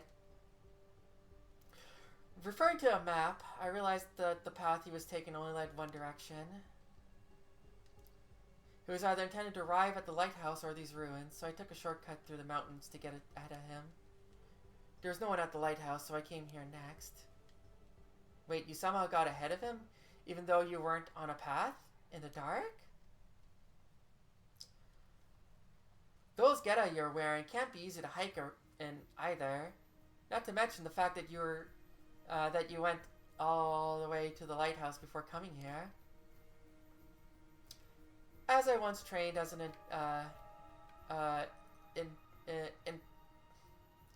itinerant Buddhist monk, I need only the stars to guide my feet. That's amazing. Even we have to be careful at night, and we know these trails pretty well. I guess psychics have inhuman physical strength too, huh? Well, I tend to push through difficulties with sheer force of will. That may make me somewhat unique. However, enhancing one's spirit sense does also sharpen the other 5 normal senses. It makes it easier to move about. So that's how you got here so fast.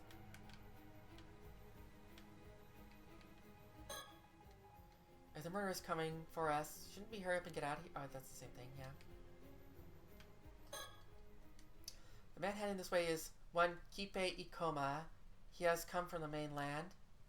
According to Miss Shiki, he's an 800-year immortal. What? An immortal? Seriously? Another immortal like Sato? It would seem you are all aware Miss Shiranami's condition. It seems like almost everyone knows by this point. I see. But if he's already immortal, what does he want with Sato? That remains unclear.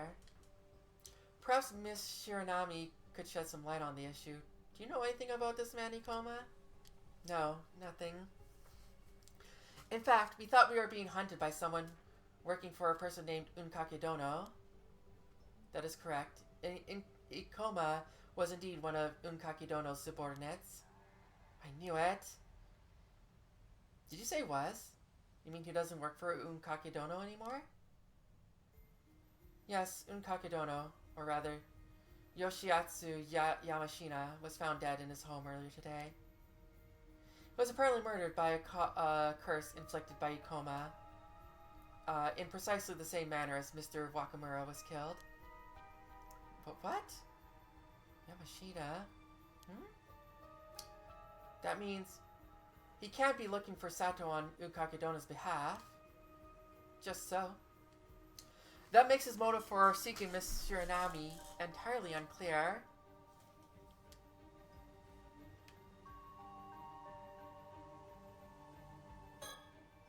Huh? No way. Unkakedono was Yamashina. My dad? Tsukasa, what's the matter? He's dead. No, that can't be true.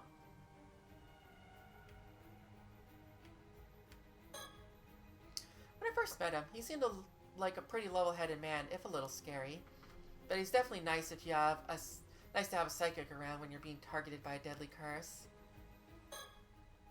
Is it possible that this Ikoma person can use curses without a curse stone? That does appear to be the case. And yet, very few people would be capable of wielding a curse powerful enough to inflict mortal wounds without assistance. Is there any chance he stole back his curse stone? No, the curse stone for the curse of Tomoshige is in my possession. In fact, I have it with me now. That bronze mirror is a curse stone? Indeed. It is a separate artifact from the still-tide mirror. It is interesting, however, that both relics were made of bronze mirrors.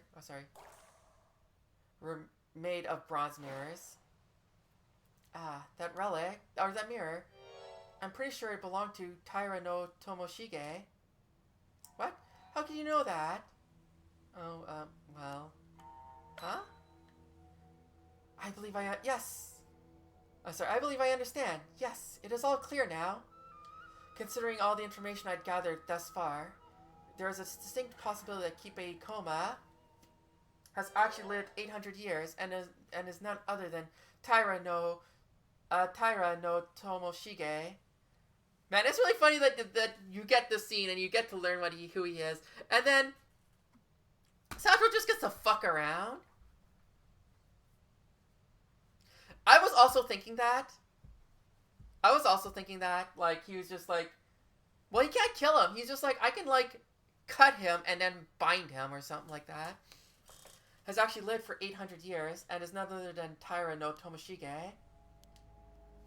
Indeed, 800 years is certainly enough time to accumulate the resentment needed to create a curse. But how anyone could have held fast to such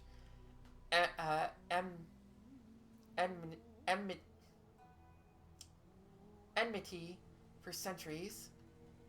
Of course, as the sole inheritor of the entire clan's resentment, the depth of his malice would be overwhelming. Wait, what? I don't get it. What are you saying? There's no time to discuss. There's no time. So I will give a brief synopsis. We can discuss it in depth at a later date. Okay, let's hear it. All current evidence indicates that the man who is searching for Miss Shiranami, Kipe Ikoma, has been alive for 800 years. He was known as Taira no Tomoshige during the Heian period, when he likely became an 800-year immortal. We can assume he gained the ability to wield the curse that launches a slashing attack at certain symbols via his clan's accumulated resentment. Launches attack at a certain symbol. So you're saying that symbol was on the mirrors too? That is my current supposition. It would be the same power as that contained within a curse dome. Using that curse power, Ikoma murdered his ally, Unkakidono, and then proceeded to kill Mr. Wakamura. What a monster. Can't you use your power to stop him or something?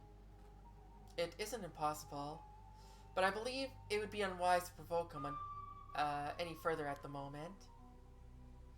Is there something else we should be worried about? Well, it appears he passed out business cards with the curse symbol written on them to a number of island residents. He encouraged people to keep them in their pockets, so there's no telling how many people are currently carrying one. Seriously? Even if the curse has an activation range, as long as he's on the island, we have to assume all those people are at risk. If he can kill as many people as he wants, whenever he wants. Holy shit, that's insane! We definitely shouldn't provoke him then. The entire island has been taken hostage. Until we do something to remedy the situation, we cannot move against him. What can we even do? We don't have time to find everyone who has his business card right now. Oh, why don't we use the island PA system to tell everyone to throw out their cards? It's possible that Ikoma would hear the broadcast and use the curse before anyone could react. Yeah, I guess that might push him over the edge. I guess there's not enough time to do anything else. I might have something. Why don't I meet with Ikoma to buy us some time? If I'm the one he's after, I bet he won't use his curse. But bet he won't curse anyone while I'm talking to him. No way, that's too dangerous. Don't worry, I'm an immortal girl, so nothing can happen to me.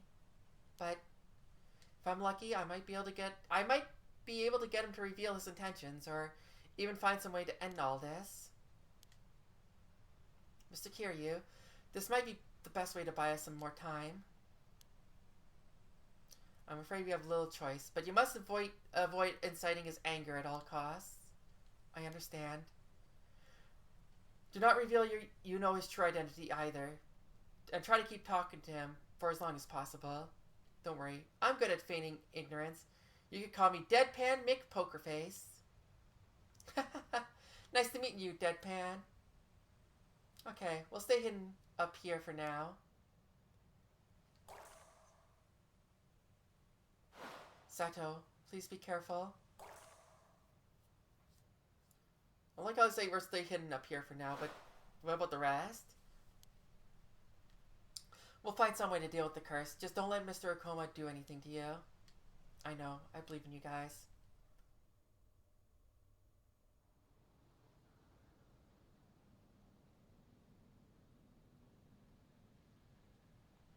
Miss Shiranami is waiting for Ikoma downstairs. There's no sign of him yet, but it's only a matter of time before he arrives. We need to do something about the business cards while she's keeping him busy. Yes, if I go alone, I should be able to make it back to town very quickly. You think we could ask people in town for help? Yes, Mrs. Shiki and the others are coming this way, so I should be able to meet them en route.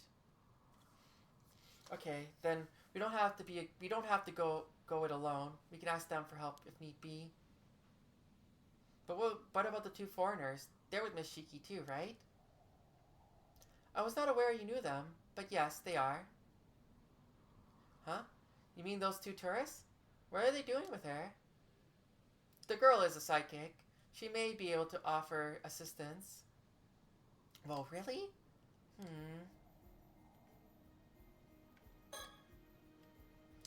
Just think of a way to deal with the curse.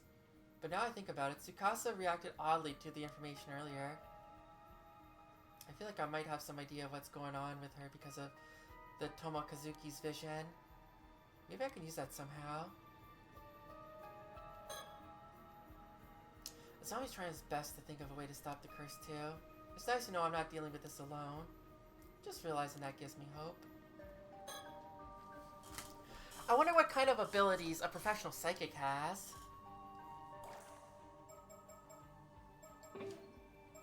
Well, yeah, I wonder what, like, one of his abilities has to come here, right? Like,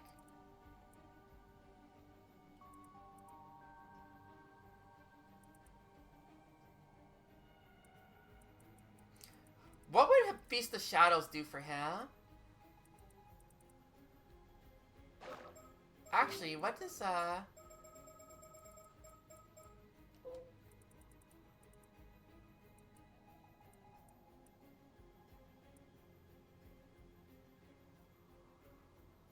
evoke their powers to exercise spirits and negate certain psychic abilities. I don't know if that guardian spirit's gonna do what we need.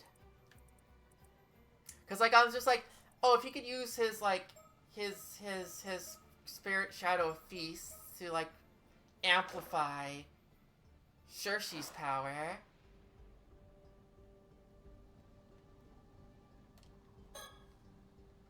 The mountains of Kamishima are shrouded in darkness. At this very moment, a man named Ikoma is approaching along this path.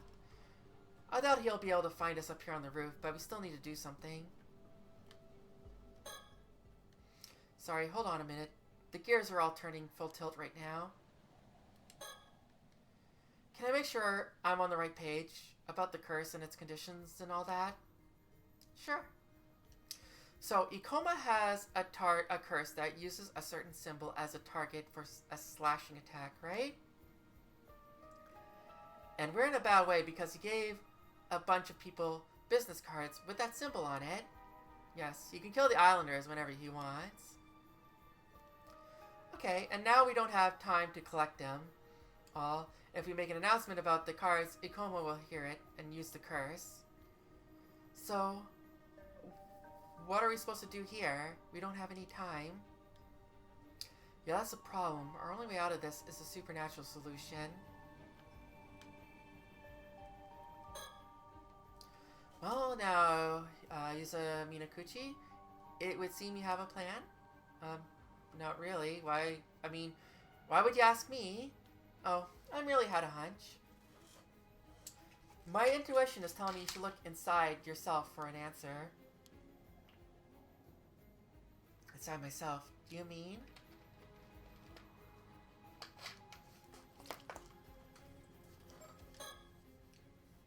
This is it, do or die time. I try not to think about it, but ever since I met the Tomokazuki this afternoon, I can't help but feeling like some all-knowing entity is somehow directing my movements. I guess I'll refer to them as the Tomokazuki for now. Somehow, being led along like this isn't an unpleasant feeling. It actually feels perfectly natural to go along with it. If anything, the Tomokazuki's choices have helped us miraculously avoid many crises so far. That's why I feel like their knowledge will help us overcome this situation too. Maybe it's just wishful thinking. Still, I'm almost positive that the Tomokazuki can hear what I'm thinking right now. If they are listening, maybe they can give us a sign so we know what to do next. I somehow feel like reassessing what I know about everyone else to help me find an answer.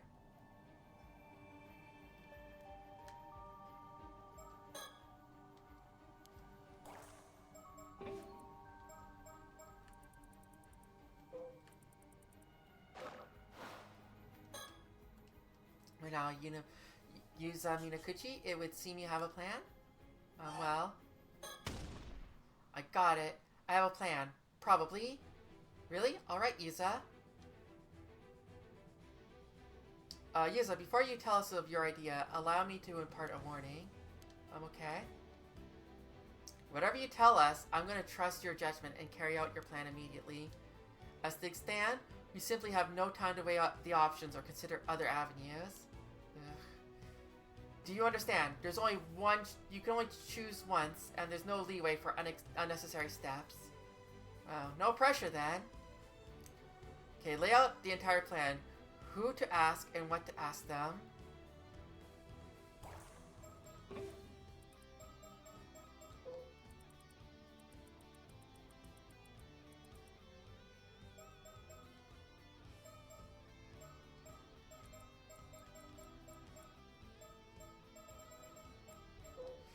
Ah, shit.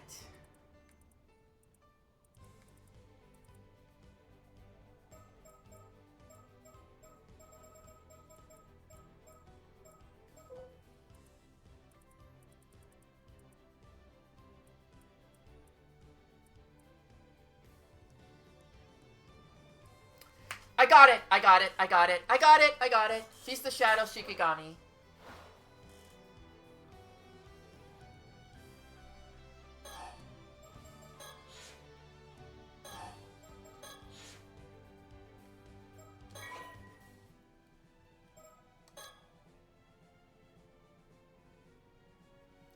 Very well, that's 2 in total. That's the plan. Sounds like a plan to me. I'm sure it's gonna work out. This is our last chance. Let's keep it together. Now, apprise the people not here as to what you need to do them to do.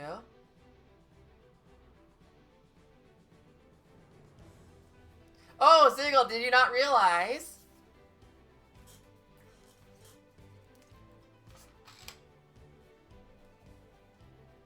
Do you not realize?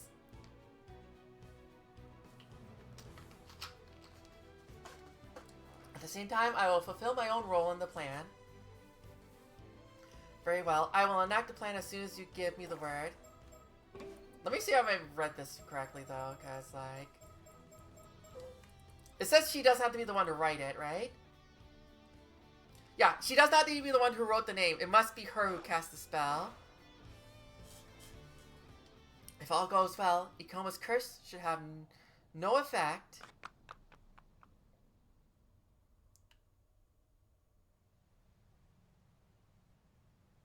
What? You selfish little brat. Very well, I'll make you regret that choice. Let's see how long that defiance of yours holds out.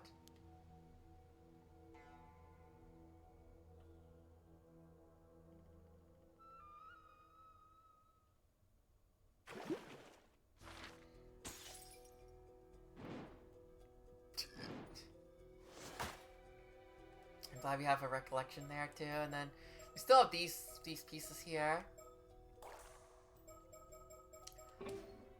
As much as I want to just keep going, it's been almost 4 hours. I think this is a good place to cut it, because I am streaming tomorrow.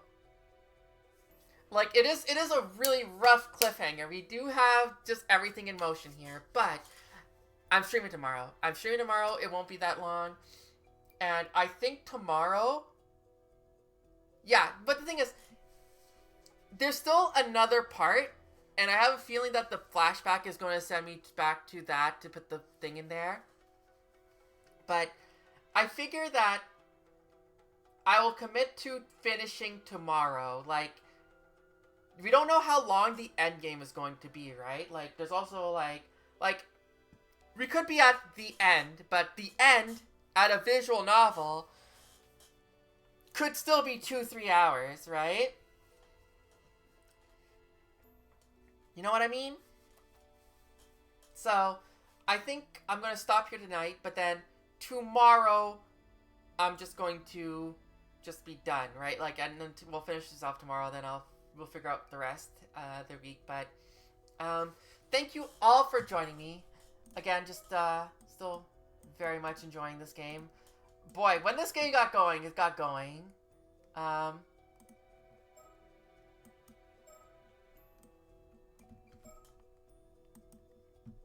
Like, it did take a little bit longer to get everything kind of, like, you know, in motion. There were some parts where it was a little, we finally got some stuff that was a little spooky. Because I was worried that, like, I was worried that we weren't going to get super creepy. Although we had a bit of unsettling spots. But, boy, I did not feel comfortable in that cave. Earlier. But, yeah. Anyways, I'm going to see you all tomorrow. Enjoy the rest of your night. And, yeah. Peace out, everyone.